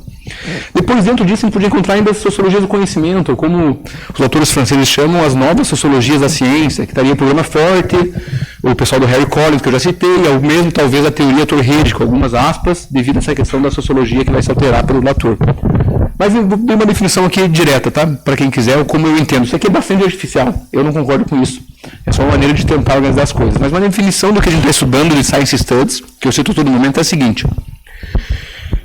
São todos os estudos que têm por objetivo entender a ciência, sua atividade, seus produtos, suas relações e suas representações, por meio de abordagens multi, inter ou transdisciplinares. Tais estudos, em geral, não se confundem com fazer a própria ciência, ou pelo menos não se confunde com fazer a própria ciência em estudo, porque, na verdade, a sociologia pode se aplicar à própria sociologia, daí seria tanto objeto quanto produto, digamos assim. Mas tudo bem. Aqui era só para dizer um pouco sobre o que é o Science Studies. Então, essa é a ideia geral de tentar aplicar alguma forma de conhecimento para compreender o empreendimento científico, né? Se você quer entender a ciência, o que você vai fazer? É isso que as pessoas estão tentando fazer e se colocam em questão quando estão tratando isso aqui que eu estou falando para vocês. É importante, eu lembrei de uma questão. O Latour, no programa original dessa disciplina, ele ia ser dado depois, na próxima aula, e não hoje. Mas, devido a uma mudança na agenda e na própria proposição dos próximos professores, se alterou. Então, eu fiquei responsável por falar dos dois. Antes ia ser 2 aulas. A próxima aula será com o Cupani, vai ser adiantada. Aquilo que ia ser dado na outra aula vai ser dado pelo professor Cupani, que vai falar sobre filosofia da tecnologia e Mário Bunge, né, sobretudo. isso vai começar uma nova fase, que é a filosofia da tecnologia para vocês. Só que daí, devido à agenda dos professores, também se alterou. O certo seria o Cupani vir depois. Depois do Cupani vai vir uma aula que devia ser antes, que vai ser dada pelo Dimas Floriani, que vai falar sobre um assunto que decorre desse assunto aqui, que são epistemologias do Sul e filosofias decoloniais. É um assunto bastante contemporâneo, bem interessante para quem acompanha esse debate. Isso vai ser dado pelo Dimas Floriani daqui 2 semanas, e o Cupani vai dar a próxima aula sobre a filosofia da tecnologia, tá bom? Eu tinha esquecido de falar sobre isso no começo. Bom, ele lembra que nesse livro o Latour vai dar uma série de regras, então essas estão entre elas. A primeira regra, por exemplo, o Latour diz o seguinte: estudamos a ciência em ação, e não a ciência ou a tecnologia pronta. Para isto, ou chegamos antes do que fatos e máquinas se tenham transformado em caixas pretas, ou acompanhamos as controvérsias que a reabrem. Eu vou falar um pouquinho sobre essa regra, não entrar em muitos detalhes, mas aqui tem um conceito fundamental em Latour, que é o conceito de caixa preta. Esse é um conceito que começa a ser popularizado aí nos debates, não só filosóficos, tal como aconteceu com o conceito de paradigma do Kuhn. E uma caixa preta se aproxima, inclusive, ao conceito de paradigma, mas ele é um pouco mais delimitado. Uma caixa preta, quando a gente está tratando o conhecimento, é justamente aquele fato, aquela noção de que para tratar de alguma coisa, a gente não consegue tratar de tudo a todo momento. E existem alguns conceitos que estão fechados. Para eu falar aqui de vários autores, com certeza eu estou deixando de falar de várias coisas. Isso são caixas pretas conceituais. Se você está lidando no seu laboratório com uma reprodução de imagem num programa de computador, você não está se questionando a todo momento se aquele computador está funcionando ou não, né, o que tem por trás daquilo. Aquilo, naquele momento, é uma caixa preta para você. E basta que você o entenda como caixa preta para fazer o seu trabalho. Isso é bastante interessante, esse conceito, parece bem simples, mas também quando você começa a pensar sobre ele, o quanto ele pode impactar na sua própria visão sobre o que é ciência, né? O que você está fazendo, né? Em algum momento você não tem que deixar alguma coisa de fora? Quais são as caixas pretas que estão na sua pesquisa científica? Que você não toca e dá como, tem como dado, né? Já estabelecido. São várias.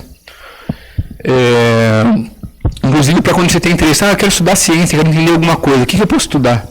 No fundo, o problema de saber o que estudar é justamente a multiplicidade. Tem tanta coisa para estudar, que está como caixa preta, precisa ser aberta, precisa ser identificado, começar a estudar histórias, relações de uma coisa ou outra, dos instrumentos técnicos que a gente utiliza, como o microfone, que é difícil escolhê-las. É o conceito de caixa preta, parecido com paradigma. Aqui tem um monte de caixa preta aqui enquanto a gente está conversando. Você vai ver que o vocabulário do Latour começa a ficar um pouco mais distinto. E lembra que eu vou tentando falar como eles falariam? Começa a ficar um pouco mais distinto do que o vocabulário comum que a gente tem para usar. Essa maneira que eu estou falando, talvez um pouco estranha, pelo menos sou estranho para mim, talvez como ele falaria. Né? Existem várias caixas pretas aqui que estão agindo nesse cenário, mas que a gente não precisa pensar sobre elas. Né? O que seria essa essa aula, sem um microfone? O que seria essa aula sem vocês terem cadeiras para se sentar? A cadeira, em algum momento, é uma caixa preta, tanto enquanto objeto quanto enquanto conceito. A gente não está pensando sobre elas.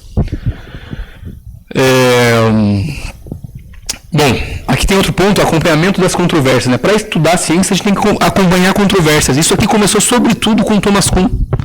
Né? Essa ideia de acompanhar controvérsias. Como que a gente vai fazer para estudar a ciência? A gente vai estudar o debate. Não com um paradigma fechado, simplesmente a ciência normal. A gente vai estudar a revolução científica, quando a ciência está em crise. A ciência pré-paradigmática, não, com a ciência extraordinária. É lá que a gente tem que estudar para entender a ciência, quando as coisas estão se transformando, se construindo. Essa ideia de estudar as controvérsias científicas e como elas se fecham, ou como elas se abrem, como elas começam, como elas terminam, foi uma ideia com Thomas Kuhn, que começou com Thomas Kuhn, sobretudo, mas que até hoje se vê naquelas pessoas que se dedicam a estudar o empreendimento científico. É interessante estudar a ciência em formação, certo? Ou em debate, em disputa, é lá que a gente vai ver como as coisas acontecem. Pulei a segunda regra, propositalmente, essa é a terceira regra, tá bom? Lembrando que ele estava dando regras para a gente entender o que é a ciência, o que a gente tem que fazer. Essa aqui já vai ser um pouco mais conhecida entre a gente. Já faz alguns minutos que a gente já conhece. A regra 3 diz o seguinte. minuto, preciso falar no microfone. Como a solução de uma controvérsia é a causa da representação da natureza e não sua consequência, nunca podemos utilizar essa consequência, a natureza, para explicar como e por que uma controvérsia foi resolvida. A ideia aqui é aquela que eu já falei para vocês. Sendo a natureza, ela mesma, o resultado da atividade científica, como a gente vai usá-la para explicar o empreendimento científico? Não teria como, seria começar às avessas. Então a gente tem que usar algum artifício aí teórico para explicar como o conceito de natureza é formado a partir dessa atividade de ciência que a gente faz no dia a dia, que nós, cientistas, certo? Isso aqui já era uma ideia presente, de fato, na vida do laboratório, como eu fechei aí a primeira parte da aula com vocês. E a gente chega então a uma parte que eu mais tinha interesse, que é a quarta regra desse livro. São 7 regras ao total, se não me engano, que ele apresenta lá. A quarta regra diz o seguinte, tá pequenininha, né? Como a resolução de uma controvérsia é a causa da estabilidade da sociedade, não podemos usar a sociedade para explicar como e por que uma controvérsia foi dirimida, foi resolvida. Devemos considerar simetricamente os esforços para alistar recursos humanos e não humanos. Veja bem, ele aplicou aqui à sociedade a mesma ideia que ele aplicava à natureza. Lembra que a gente está tentando compreender, então voltamos para esse livro aqui para entender o que ele chamou de princípio de simetria generalizada, certo? Então,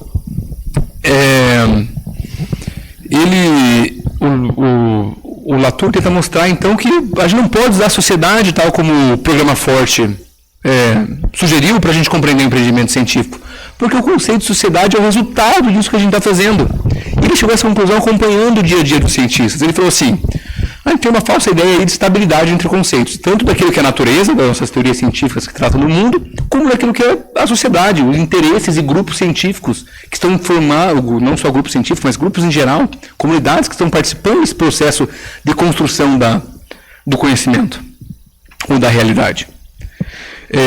Por exemplo, quando a gente começa a analisar o dia a dia, a gente vai perceber que aquele grupo de cientistas não é tão uniforme. A ideia que uma pessoa tem de grupo científico não é a mesma ideia que a pessoa do lado dela tem de grupo científico. Aquela ideia de estabilidade, de interesse conjunto, na verdade se dissolve quando a gente faz uma análise mais apurada do dia a dia dos cientistas, ou então da própria história da ciência. A gente vai perceber que existem vários grupos de informação a todo momento, não somente um. Alguns grupos são contraditórios e pessoas que participam de um grupo participam de grupos que têm ideias contraditórias, ou aparentemente contraditórias. Isso aí torna um pouco inviável também a ideia de que a gente pode usar a sociologia para explicar a ciência, ou a sociedade, tal como o programa Forte via. Se tal como é o conceito de natureza é o resultado, o que quer dizer o conceito de natureza é o resultado? A gente não sabe de fato o que é o fato científico antes de construí-lo. Pode ser que a gente venha a torná-lo uma caixa preta para a comunidade, um paradigma. Mas antes ele está em construção. E por isso que a gente não pode falar muito dele como aquilo que explica a ciência. Com a sociedade o mesmo, certo? Essa é a ideia.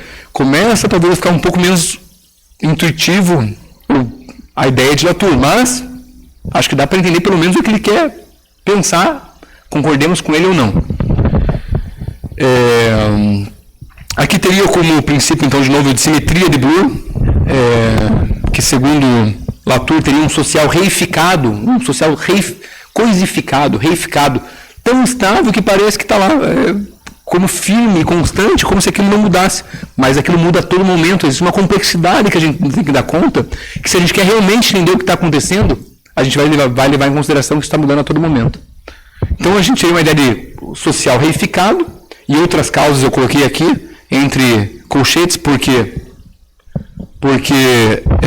isso é como o Bloor defende, mas foi ignorado por tantos autores, mas inclusive por Latour, que explicaria ou causaria o conhecimento. Essa é a ideia, então, do princípio de simetria de Bloor, o primeiro princípio apresentado por Latour. E a gente tem, então, um princípio da simetria generalizada de Latour, que seria justamente isso aí. Para entender a produção do conhecimento, da realidade, a gente tem que tratar nos mesmos termos não somente a natureza, ou então somente tratar racionalidade, irracionalidade e companhia.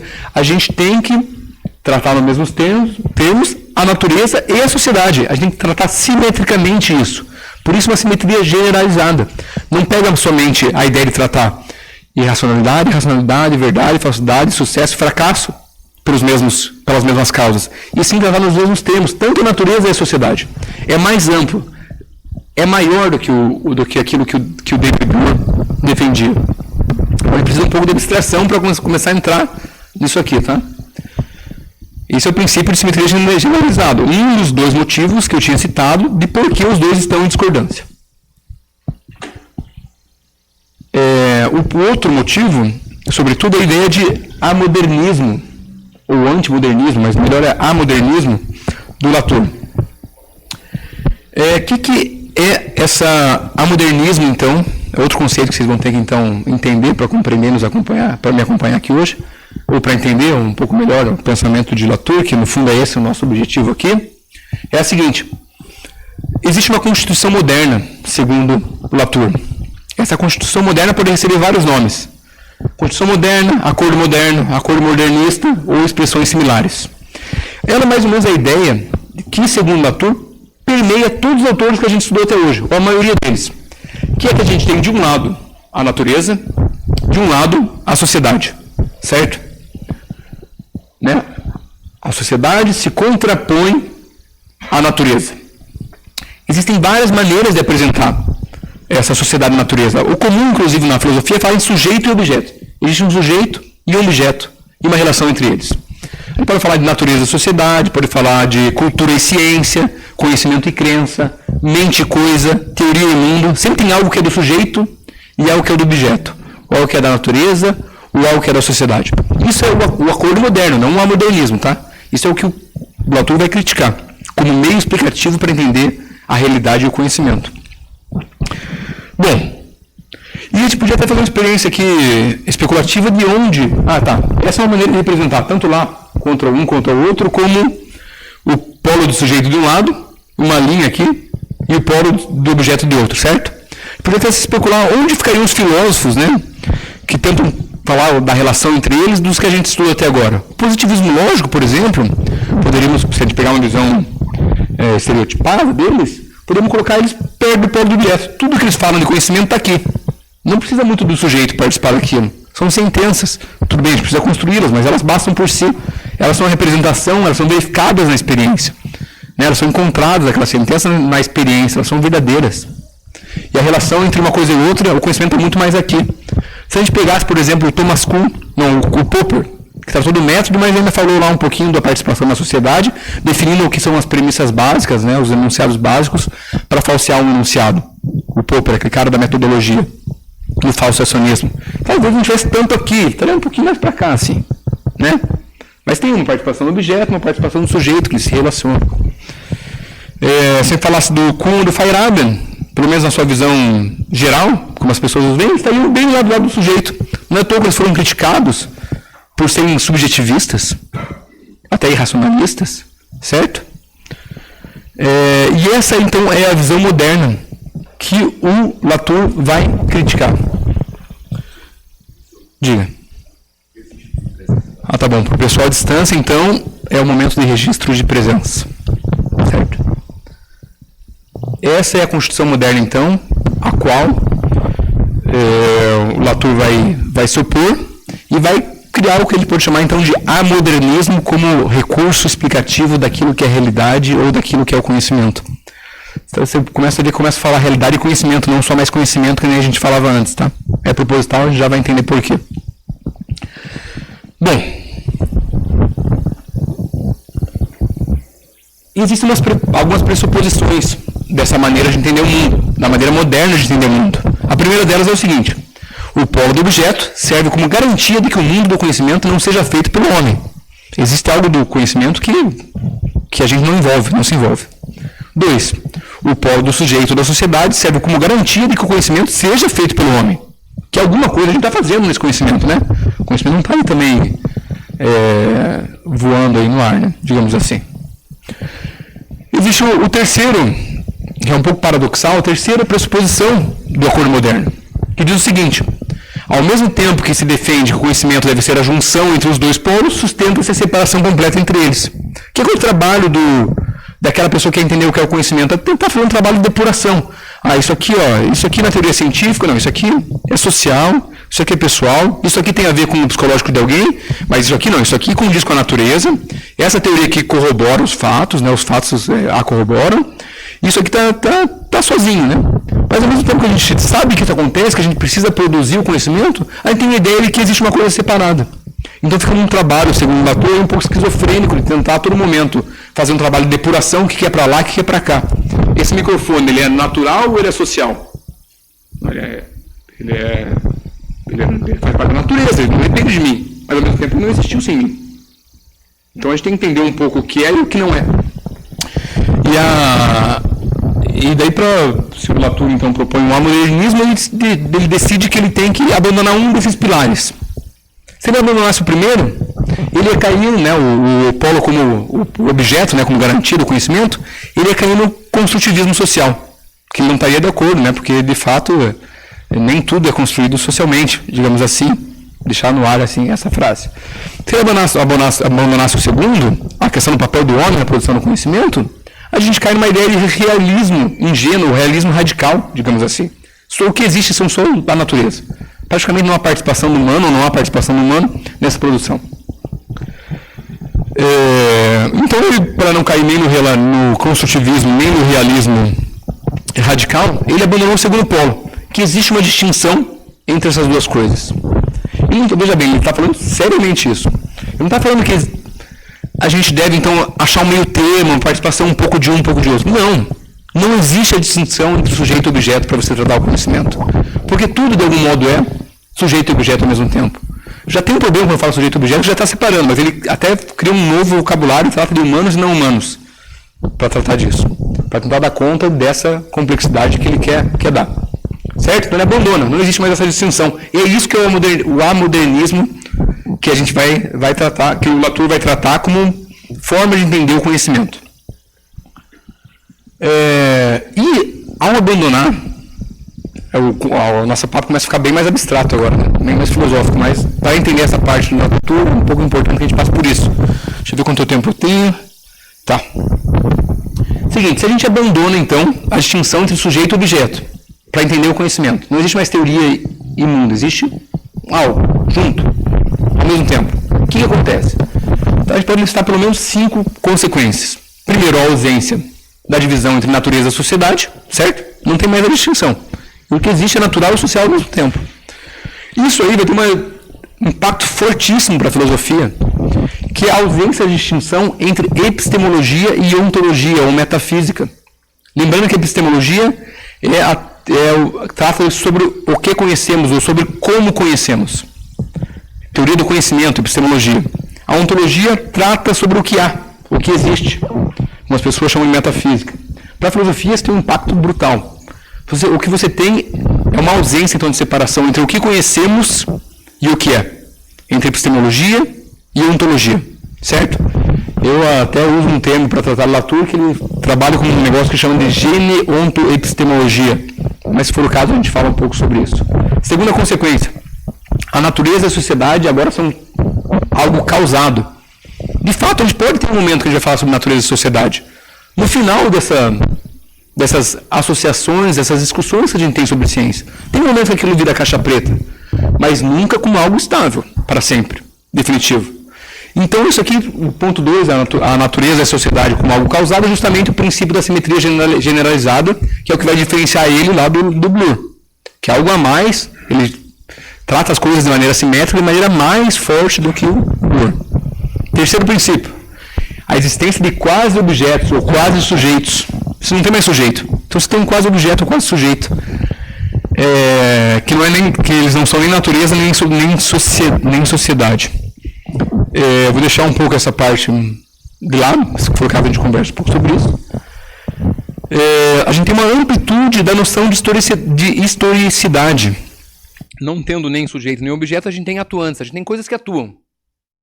Cada um aqui está atuando de alguma maneira nessa sala, Eu aqui estou atuando para produzir um certo conhecimento para vocês, o microfone está atuando na minha mão, não seria a mesma coisa se não fosse eles. Se não fosse a parede, teria alguma coisa que teria que atuar para que a gente pudesse produzir conhecimento. Sim, a gente está produzindo conhecimento agora, nesse sentido. Só que a noção de historicidade, antes era dada, né, história era a história do homem descobrindo as coisas. As coisas estavam lá inertes para serem descobertas. A historicidade não era das coisas, era do homem. O homem fazia a história para descobrir a natureza, para produzir ciência que nem vocês produzem. Certo? Só que a noção de historicidade, nesse momento, quando a gente acaba com a divisão entre natureza e sociedade, ela é ampliada também para as coisas. As coisas têm uma historicidade. Os não humanos, digamos assim, no vocabulário de Latour. Vou começar a inserir alguns termos técnicos de Latour aqui, para ver se dá certo. Os não humanos também têm historicidade. As teorias científicas têm uma história.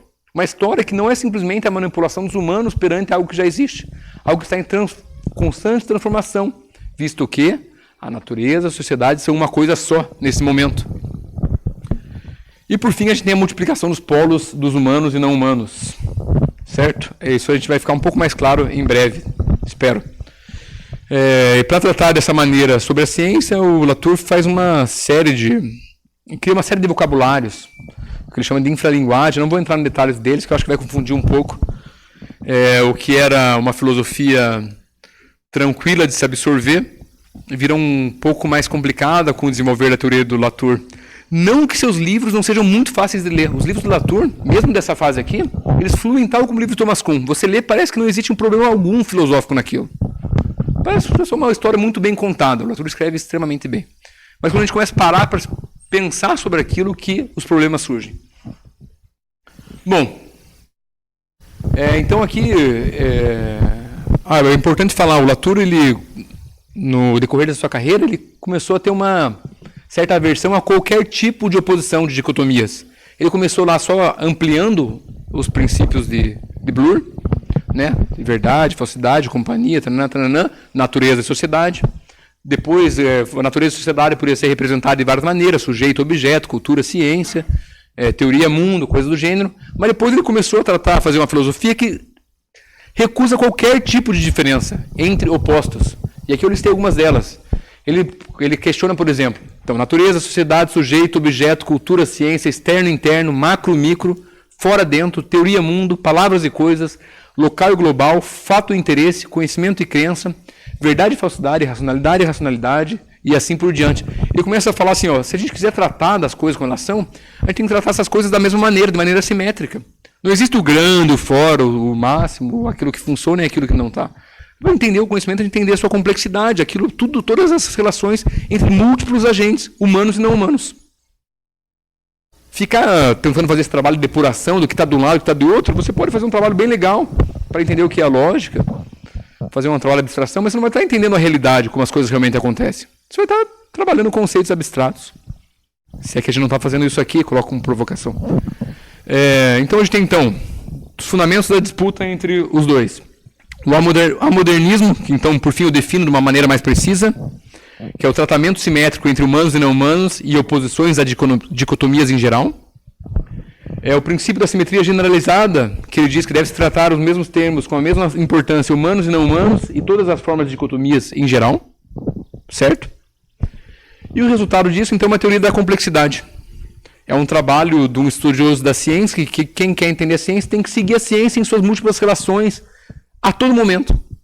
Tem que ver como o agente cientista se relaciona com seus instrumentos, como os instrumentos se relacionam com os produtos desses instrumentos, com papéis, gráficos, como os gráficos se relacionam com os artigos, como os artigos se relacionam com a receptividade que ele vai ter na sociedade, seja a econômica, seja a que for, e assim por diante.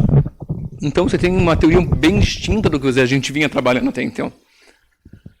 E aqui, para dar agora um caso concreto, então vamos sair da abstração um pouco e ver o que o Latour então falava, como essas coisas funcionavam. É o seguinte, na filosofia da linguagem, essa maneira de ver o mundo, o conhecimento de Latour, ela mexe e abala as estruturas comuns de toda forma de tratar a filosofia e a sociologia, pelo menos as formas comuns de tratá-la. E aqui tem um debate que lida com a filosofia da linguagem, mas é simples. O que eu quero falar é como ele lidou com isso e o que isso vira na teoria de Latour. A gente tem um problema que a gente chama de, em filosofia da linguagem, de problema da referência. como termos se referem às coisas, como termos adquirem seus significados, como sentenças, premissas são verificadas na experiência para serem ditas verdadeiras ou falsas. Por exemplo, o termo floresta aponta para uma natureza, e é por isso, como que a gente sabe que o termo floresta é aplicado corretamente, aqui é a linha do meio, para a teoria da referência comum? Porque ele aponta para a natureza, para a floresta, para lá que está de fato lá, né, na floresta, e ele corresponde. Se a gente fizer como vai saber se é verdadeiro, uma referência lá para a floresta, de fato ela é verde. Essa é a teoria do Tarski, para os filósofos, mas em geral é visto assim. Então é por isso que a floresta é dito assim, e é assim que a gente explica como os termos se referem. Em algum momento a gente vai chegar, lembra do positivismo lógico, a algum ponto de contato com a base empírica comum que vai estar a palavra e a coisa. É isso que é verdade. Certo? E essa é a maneira comum. Mas como que o Latour então vai trabalhar se ele não vê essa diferença entre, né, teoria e mundo? Ele, para isso, ele faz num livro chamado A Esperança de Pandora, ele faz uma análise de como deveria ser tratado então o problema da referência para você realmente entender as coisas como elas são. E é interessante esse livro porque se passa no Brasil, esse primeiro capítulo. Ele veio fazer uma expedição junto com cientistas franceses e brasileiros na floresta amazônica. Junto com ele tinha uma botânica que trabalha na floresta amazônica, numa universidade federal aqui do Brasil. É um experimento real, ele fez isso mesmo. Ele tinha uma botânica, né, especialista em plantas, tinha uma geomorfóloga, uma especialista aí na história natural e social da Terra.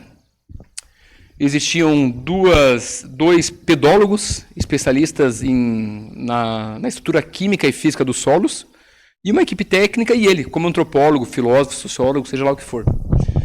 E eles foram lá para a floresta, né? Então, essas pessoas, esse grupo de cientistas, estavam interessados em resolver um problema, que era o seguinte: estando na floresta, na parte da floresta amazônica, tem uma parte lá que existe uma floresta densa, o que a gente chama de fato de floresta, e isso uma parte logo ao lado que é árida, com poucas plantas, que a gente chama de savana. E eles queriam entender, estaria a floresta avançando sobre a savana, ou a savana estaria avançando sobre a floresta? Né? Qual que era a relação? Né? Como a gente sabia? Ou estava um limite fixo? Qual que era essa relação? Essa era a pergunta que os cientistas se colocavam. O primeiro ponto para chegar, então o problema deles era essa relação e sobretudo a questão do que a floresta, se ela estava em segurança, né? Não estava se perdendo a floresta amazônica e coisas do gênero. Primeiro ponto a chegar, o Latour já percebeu que quando as pessoas falavam de floresta, eles apontavam, por exemplo, a primeira conversa dos cientistas foi numa mesa de bar, antes de pegar seus meios de transporte para se adentrar na floresta. Os cientistas apontavam, veja bem aqui, nesse mapa, alguém apontava um ato ostensivo, que a gente chama, né? Tem uma floresta, a gente vai nesse ponto aqui ver as coisas, apontava um mapa. Daí chegava a botânica no lugar e falava assim, não, esse mapa, esse lugar aqui é um pouco mais para o lado, a gente vai isso aqui, mostrava uma foto. E apontava a foto. A referência era outra. Existia toda uma série de referências de caixas pretas que estavam lá envolvidas nesse processo. Quando as pessoas pegavam um mapa, por exemplo, a gente já tinha toda uma teoria da geometria, né? Uma escalas longitudinais, né? Bem demarcadas. A própria representação do mapa, a gente já via aquilo lá como algo que representa o terreno. Então eles apontavam para a floresta, mas não apontavam para a floresta quando estavam falando da floresta, apontavam para o mapa, para o lugar. Mas daí, chegando na floresta, as coisas ficavam ainda mais complexas. O que o Latour encontrou quando chegou no campo lá da floresta, onde a botânica já trabalhava durante anos? Encontrou uma série de demarcações nas árvores, que ela já tinha feito em pesquisas científicas anteriores. Folhas com marquinhas, árvores com cortes, já que representavam alguma coisa, placas demonstrando o nome, né, daqueles objetos. Aquela cientista botânica brasileira ia coletando materiais durante toda a sua expedição e chegando ainda mais adiante, por exemplo, com esses materiais que ela coletava, folhas para representar e tentar compreender o que é a floresta, né? E essa é a verdade que ela estava fazendo.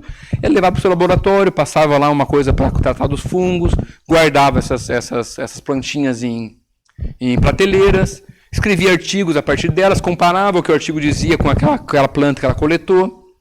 Então, a própria floresta já era um laboratório científico naquele momento. Não era mais a floresta em si. Existia um laboratório no meio daquilo.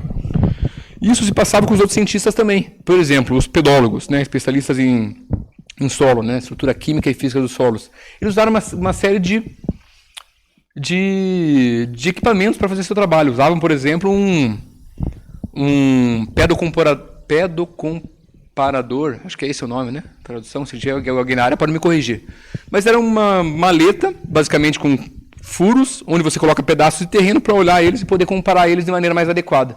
Eles usavam lá fugiu o nome desse, eu escrevi aqui, um perfuratriz. Aquele equipamento que você usa para cavar, fazer um buraco no chão, e com aquilo você pode ver a profundidade do solo, né? Qual que é a textura do solo, se ele é mais compacto ou não, mais denso, coisa do gênero, tirar pedaços e coisas do gênero. Eles tinham que, por exemplo, eu estou jogando, e para falar de Latour é um pouco isso, tem que ficar falando um pouco quase de maneira circular sobre as coisas que acontecem, para entender de fato o que ele quer dizer, e no final acho que vai fazer algum sentido.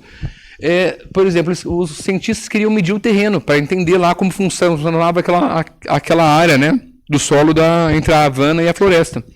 E como eles não tinham, tem uma série de estruturas, né, superfícies, que eles usavam um pedofil, que é um equipamento, nada mais era que você tira um fio e vai passando num terreno, né, no relevo, e aquilo lá transforma algo que é super distante num algo mensurável, né? Você mede aquele fio no final, né? Antes você via que tinha um relevo, mas conseguia medir, você usava aquilo para medir. Em alguns momentos sobre discussões de solo, os cientistas faziam mais do que usar seus aparelhos técnicos, mas numa discussão, por exemplo, que os dois pedólogos fizeram entre eles sobre a textura do solo, se era arenoso ou não era, ácido ou não era, os cientistas colocavam o solo na boca. Assim como um enólogo degusta um vinho e tenta prová-lo, os cientistas fizeram isso no dia a dia. E aquilo, de algum modo, participou do relatório final, que eles escreveram e produziram fatos científicos. Onde que eu quero chegar com isso tudo? Se a gente quiser entender a referência, não basta a gente entender e falar que o conceito de floresta se relaciona diretamente com a coisa. Floresta é muito mais do que um conceito, uma relação direta com o objeto, sobretudo se a gente fala de ciência. Olha o quanto de representação da floresta nós tivemos só nessa pequena história que eu contei para vocês. Tiveram folhas representando a floresta, tiveram marcações em árvores representando a floresta, tiveram pedaços de solo representando a floresta. De tudo isso, no final, gerou-se um gráfico. De toda essa experiência vivida numa mesa de bar, onde se apontavam fotografias, se discutiam a melhor maneira para chegar num lugar ou em outro, em provas de solo com a mão e com as papilas gustativas, aquilo lá também estava a floresta naquilo tudo. E a gente só entende como a gente está produzindo aquele conhecimento, o gráfico final, o nosso fato científico, se a gente acompanhar esse dia a dia. Senão a gente vai ficar com essa ideia idealizada de ciência, que a ciência é preposição. Verdadeiro ou falso, depende se ele corresponde ou não com a natureza, né? Que estava lá depois para essas outras pessoas. E essa é então como lembra que eu estou falando com vocês? Mostrando a consequência do amodernismo de Latour, como ele joga fora a divisão entre o sujeito e o objeto. Para tratar as coisas, então, ele tem que seguir. Faz um trabalho infinito de seguir vários atores, humanos e não humanos, nesse cotidiano dos cientistas. E por isso, então, que você tem não um caminho reto, mas você tem, então, uma floresta, que aqui já não é floresta. Você está vendo que eu falo floresta, você imagina uma floresta, mas na verdade é só uma imagem. Óbvio, né? Mas é isso que ele quer mostrar também, essa complexidade. Eu estou falando de floresta apontando aqui. Ninguém está vendo. Você está vendo uma floresta de fato. Esse é o ponto, mas não é a floresta. Eu não estou apontando para ela ostensivamente, para a floresta amazônica. E a gente está entendendo ela sobre isso. Tudo que eu falei, a gente está entendendo um pouco mais da floresta. Então você tem um caminho tortuoso que vai e vem. Não tem só um caminho direto. A gente pode fazer o caminho inverso se a gente analisar a ciência. Entre o gráfico final do cientista e o que é aquilo lá que eles tratavam. Bom, e aqui eu queria voltar num ponto. Lembra-se que o cor modernista separa as coisas entre natureza e sociedade, certo? A gente pode representar, então, graficamente, essa teoria de Latour de algumas maneiras. Para se a gente fosse ainda lidar com um objeto, né, com a linha, né, natureza e sociedade, os dois polos separados, a gente teria que representar uma nova linha, um grau de estabilização. O estudioso da ciência ia compreender, acompanhar um agente, por exemplo, a floresta, é nosso exemplo a todo momento aqui. Em alguns momentos ele ia ver que ela era estabilizada, mas para o que a gente considera a sociedade. Depende do que a gente considerar dela. A papila gustativa, as pessoas discutindo numa mesa de bar. Em alguns momentos ela vai estar sendo considerada um pouco mais natureza. Tem uma linha. Às vezes é voltar para o sujeito, às vezes para a natureza e assim por diante. Lógico que a gente pode chegar a fatos científicos e se a gente mantê-los como caixa preta, que eles vão estar como natureza, 100% lá no canto. Mas a gente toma consciência de que eles estão em movimento. Um movimento jamais estável e final. Que mesmo as ideias científicas que a gente tem ideia hoje, que são finais, estáveis, últimas, elas, acreditem, podem se alterar a partir, sobretudo, dessa visão de Latour. E se a gente olhar a história da ciência, no meu ponto de vista, é isso que a gente encontra. Mesmo aqueles conceitos mais estáveis, em algum momento, se alteraram, em algum sentido. E, para entender o que é a ciência, o que é a construção do conhecimento ou sociedade, estou misturando sempre agora conhecimento e sociedade. Se a gente falasse, voltar um pouco atrás no discurso, quando falava David Bloor, era a produção do conhecimento só. O que era o conhecimento. Agora, com Latour, estou falando toda hora, conhecimento e realidade, desculpa. Conhecimento e realidade. Estão juntas. Então tem essa maneira de representar. Ou essa maneira aqui um pouco mais, representa melhor. Aqui representa mais o princípio de simetria generalizada na sua primeira fase, que ele só colocava em simetria natureza e sociedade. Aqui é quando ele começa a colocar em simetria todas as oposições. No fato, se a gente for representar o que ele faz, você tem um ponto, quero entender a pasteurização. E eu vou saindo lá, vou seguindo todas as transformações que vão acontecendo sobre cada uma das caixas pretas que eu vou abrindo e querendo compreender, formando uma rede complexa de tudo aquilo que acontece para a gente produzir o conhecimento ou a realidade. Esse exemplo aqui é interessante, porque eu tirei de um negócio chamado Media Lab, que é um instituto dentro da Sciences Po, né, das ciências Universidade de Ciências Políticas, lá de Paris, que eles têm um laboratório de mídias digitais, onde eles produzem várias coisas. Entre elas tem uma seção que cuida justamente da teoria Latour-Rede ou coisas parecidas com isso, da qual o Latour faz parte. Eles produzem softwares para você tentar simular essa complexidade, coisas do gênero. A maioria gratuitos, se quiserem procurar, e os que têm interesse aí em simulação da realidade, essas coisas assim, chama-se Media Lab. Se colocar Media Lab Latour, você provavelmente vai achar no site dele também, acho que deve ter uma referência a isso aí. Então essa é uma representação. E se eu quiser torná-la um pouquinho mais didática, lúdica para vocês, aqui ó, de novo o termo geneontoepistemologia que eu chamo, né? A gene é aquilo que tem origem, que tem um meio, um fim, né? Genealogia das coisas, você conta a história de como se criou e se destruiu, por exemplo, alguma coisa. Eu chamo geneontoepistemologia porque para você entender Latour, você vai entender que as coisas estão em constante criação de conjuntamente natureza e sociedade. Mas então, de forma lúdica agora, então a representação aqui da teoria Latour-Rede poderia ter alguma coisa assim. Se a gente quisesse falar, então, e compreender a ciência, a gente teria que seguir as múltiplas relações entre seus agentes, seus atores, humanos e não humanos. Por exemplo, eu saio lá de um atlas, vou para a universidade, de um atlas, de um livro de atlas geográfico comum, vou para um mapa, do mapa eu vou para outros livros, desse livro eu posso ir para outro mapa, disso eu vou para, tem a questão de fundo, eu posso me debater, questionar sobre a questão da latitude e longitude, né, como essas coisas estão sendo representadas. Eu vou para uma mesa de café onde as pessoas vão lá e debatem um pouco sobre o que é ciência, e também faz parte do empreendimento científico, né, as pessoas estão criando teorias, discutindo em cafés. Eu vou lá e dessa discussão comum eu vou para uma floresta, de fato, aqui. Da floresta eu vou para uma árvore específica, que vou para uma folha que vai representar todas as árvores. Desse debate, pode ser que eu me depare com uma coisa interessante o suficiente para ser publicada na mídia. E vou lá para entender o que está acontecendo, eu vou ter que seguir as mídias sociais, ou a própria mídia comum, a televisão. Na televisão eu posso me mover então com o interesse da indústria. E eu vou lá, posso entrar lá posso abrir aquela caixa preta para querer entender aquilo de maneira complexa.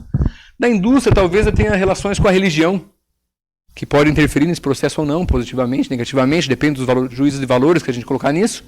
Isso aí a gente pode ir para fórmulas, a gente pode de fato adentrar no conteúdo da ciência, entender como aquelas fórmulas se representam. Elas também são mobilizações da natureza. Quando a gente fala de fórmulas, elas estão representando, depende do que a gente tratar, a floresta, a referência à floresta em algum momento. Vamos para tratar da administração, as questões burocráticas. Quem aí não mexe com laboratório e não tem lidando com papel de vez em quando? Né? Quem não tentou pleitear uma bolsa e não vai ter que lidar com isso? Isso faz ou não parte da ciência? Se a gente quiser entender o que acontece, a gente tem que ou não lidar com isso. Isso é importante ou não? Me parece que no dia a dia, se a gente começa a analisar com cuidado o andamento do cientista, isso está tudo em relevância. E a teoria do Latour tem para mim, às vezes, uma relação entre o senso comum e algo totalmente fora do inesperado. Que ao mesmo tempo que é tudo meio maluco, a maneira e o vocabulário que ele fala, é tudo muito comum se a gente pensar, de fato é assim. Certo? Bom, deixa eu ver quanto tempo a gente tem. Bom, aqui rapidamente, tá?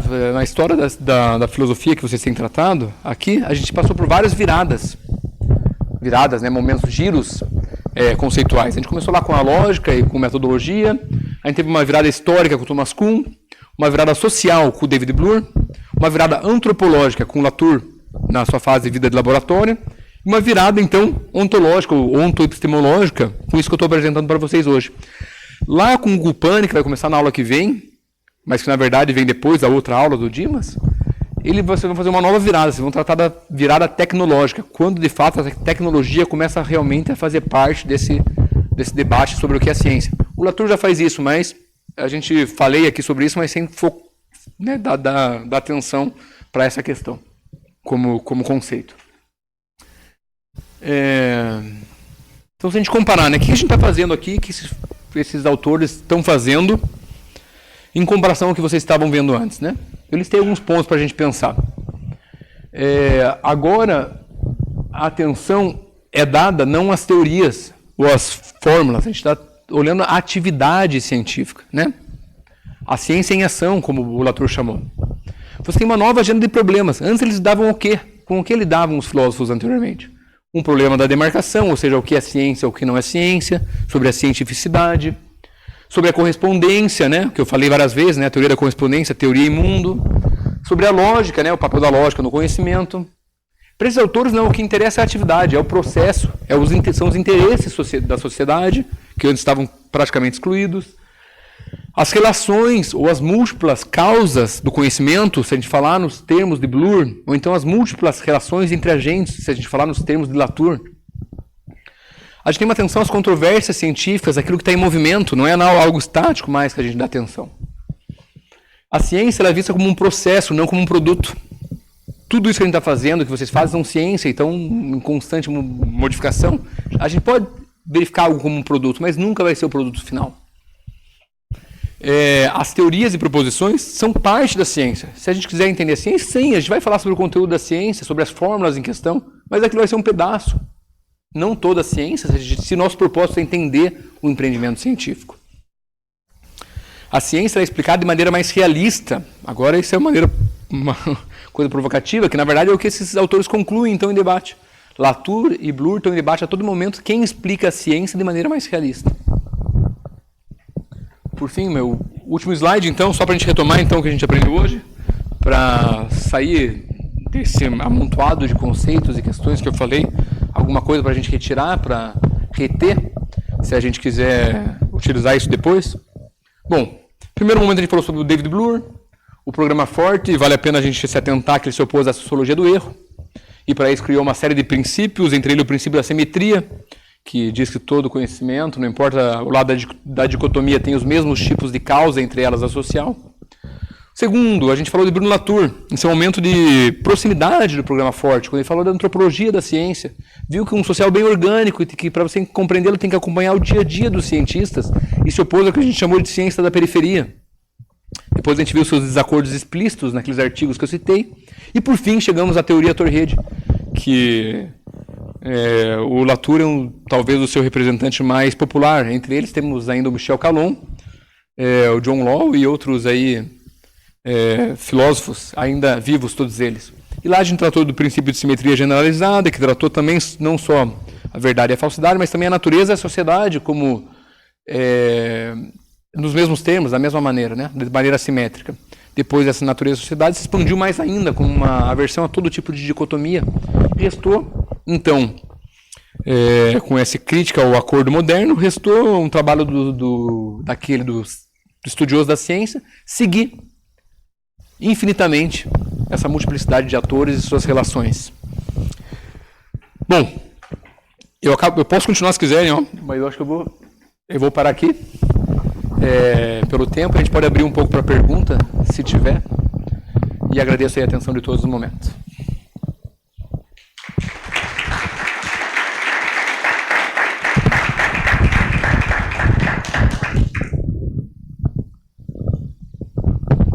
gente está sem microfone, então se for feita uma pergunta, eu tento repetir e compreendê-la.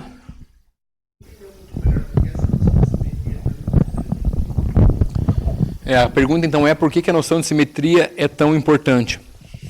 Porque de algum modo tem uma importância histórica, né, que os debates dessa época filosóficos se deteram, né, se ativeram a isso de maneira constante, e são os termos que os próprios autores utilizam para tratar de suas diferenças, mas a simetria se torna importante quando a gente começa a tratar do Bloor, que é justamente esse, quando ele fala assim, pessoal, temos que tratar os dois lados do conhecimento de maneira idêntica.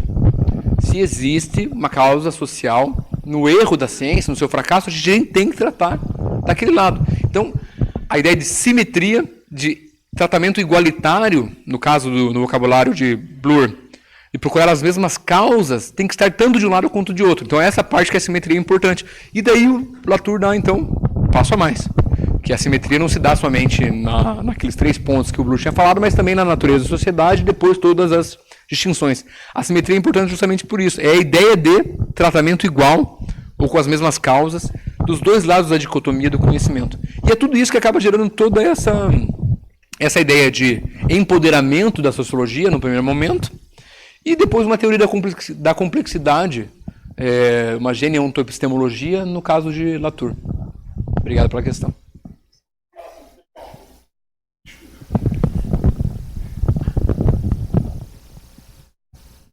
Mais alguma questão? Alex.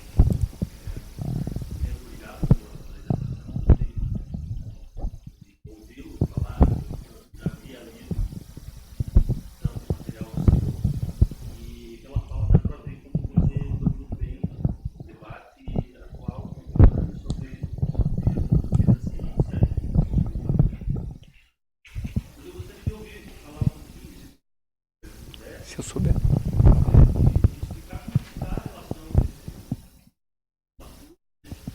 Do Bruno Latour?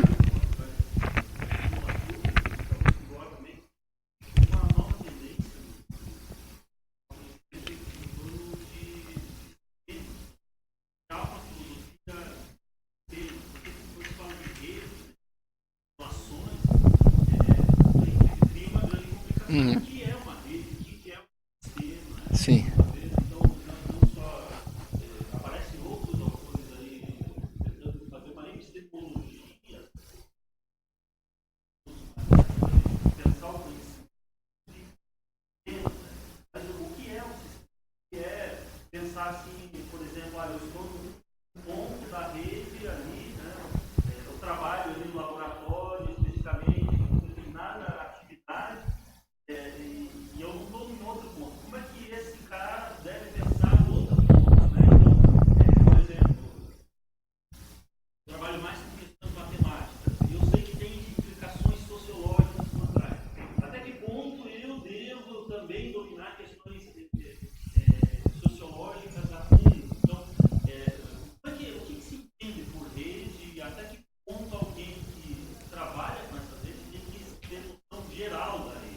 Sim. Tem várias teorias dos sistemas que dizem, olha, uma coisa é eu saber que tem a rede, né? Outra coisa é eu dominar a rede como um todo. Sim. Aí a rede ela é mais dominada pela comunidade, né? Tem gente que está numa ponta da rede, outra está na outra ponta, e a gente se abraça e daí surge as questões da multidisciplinaridade. Então, o que é essa a relação, por sua vez, e qual que é o tipo de rede de sistema que está envolvido nessa epistemologia, nessa ontologia? Tem alguma coisa nesse sentido? Tá bom, vou tentar.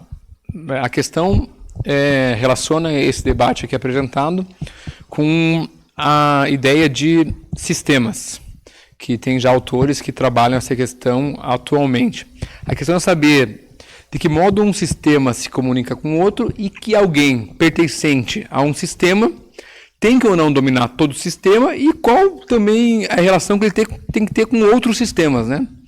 E daí sua pergunta foi, né, qual que então é a teoria de sistemas que está por isso e um pouco sobre essas relações entre sistema e sobretudo esse pensamento aí final de Latour.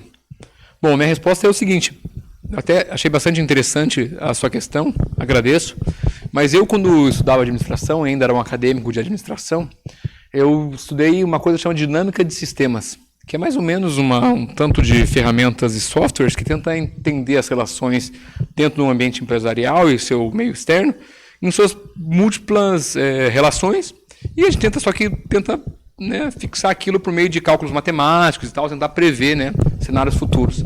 E toda hora que eu lia Latour, eu pensava nisso aí, né? Eu pensava, poxa, tem um pouco, né, de sistema, de fato, né, de complexidade, né, teoria da complexidade, por isso eu chamo, foi daí que eu tirei a ideia de chamar assim, teoria da complexidade e isso tudo que o Latour fala.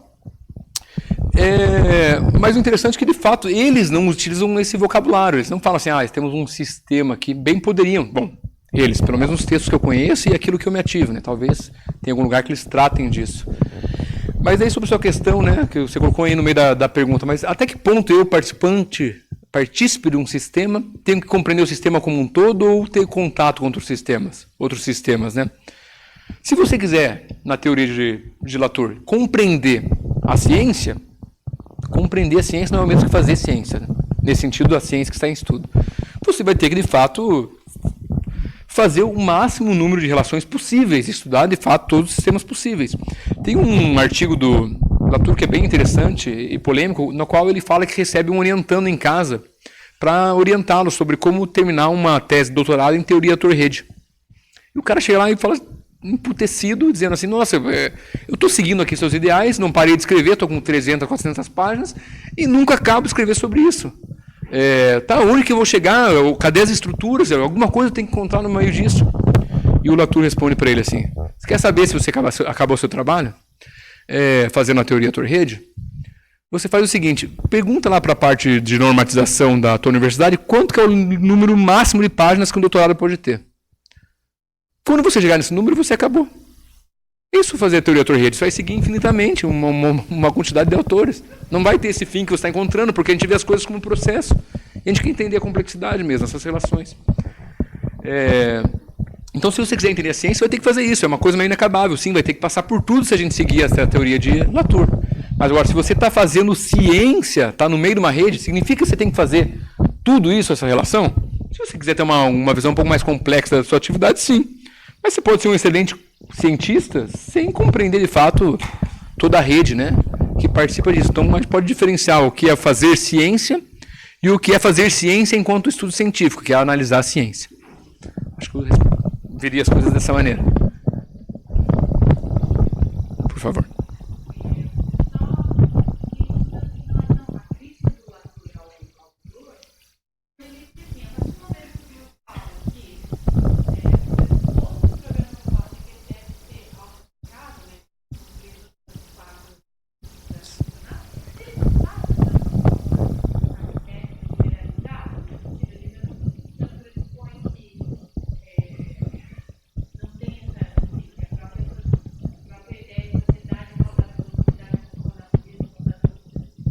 Você está falando agora sobre o estudo do Bloor, né?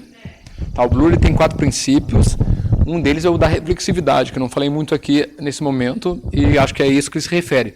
O princípio da reflexividade diz que os mesmos princípios do programa Forte devem se aplicar à sociologia do conhecimento. Por que o Bloor aplica esse princípio, né? Porque, em algum momento, ele teve que lutar bastante com a ideia de que a ciência era algo que estava num pedestal, imune a qualquer tipo de abordagem sociológica, como se o conhecimento científico fosse autoexplicativo em suas relações sociais, sobretudo no que diz respeito ao conteúdo do conhecimento. Acontece que, se ele tirasse a ciência do pedestal da imunidade sociológica de ser explicada por outras atividades, e falasse que o conhecimento que ele está produzindo não poderia ser aplicado a ele os mesmos princípios daquilo que ele faz, ele cairia numa contradição. Ou então colocaria pelo menos a sociologia no pedestal que antes a ciência se encontrava.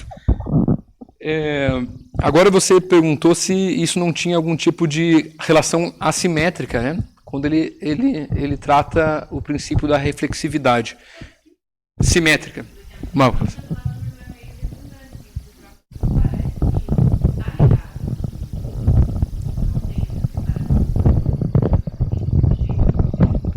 Sim, a crítica de Latour em relação a de Bloor poderia ser um pouco simétrica, ou então que o Bloor estaria sabendo que existia já esse tipo de inseparabilidade entre social e natural. Existem textos que o Bloor chega a falar em simbiose entre natural e social, mas o dele ainda é um pouco mais sensível, porque a simbiose ainda identifica algo como natural e social, né? Ainda vai ter, é um passo de fato a mais que o Latour vai dar. O Bloor, em todo momento vai falar assim: para, pessoal, eu falei em múltiplas causas. Existe um papel do mundo nisso tudo. Eu não estou falando para vocês ignorarem o resultado do experimento científico. Lá vai ter questões sociais para você escolher um experimento científico, saber o resultado que é aceito e que não é aceito. Mas o experimento acontece. Existem propensões naturais do ser humano, do sujeito, para você tratar do conhecimento. Ele fala lá que, por exemplo, a gente tem uma propensão à indução. O ser humano por si tem uma propensão a tratar as coisas, não a relação, não é o termo que ele usa, a tratar, como que é o termo que ele usa? A semelhança entre as coisas. A gente em algum momento decidiu que um computador tem alguma semelhança com um aparelho fotográfico, com uma série de questões tecnológicas, por exemplo. Então, existem essas propensões para fazer essas semelhanças, que essas semelhanças estão em jogo a todo momento, podemos questioná-las, fazer outras. Mas, de fato, o Latour vai manter um lado do sujeito, as propensões naturais do conhecimento, e um papel do mundo, somado a uma causa sociológica. Então, de fato, é um passo um pouco a mais, apesar, sim, que não podemos dizer que o Latour era ingênuo em relação a essa ausência de separabilidade entre ambos. O Bloor não é isso, desculpa. Eu confundo dos dois, acho, algumas vezes. Mais alguma questão? Bom, 5 para meio-dia, então, agradeço a participação de todos e obrigado.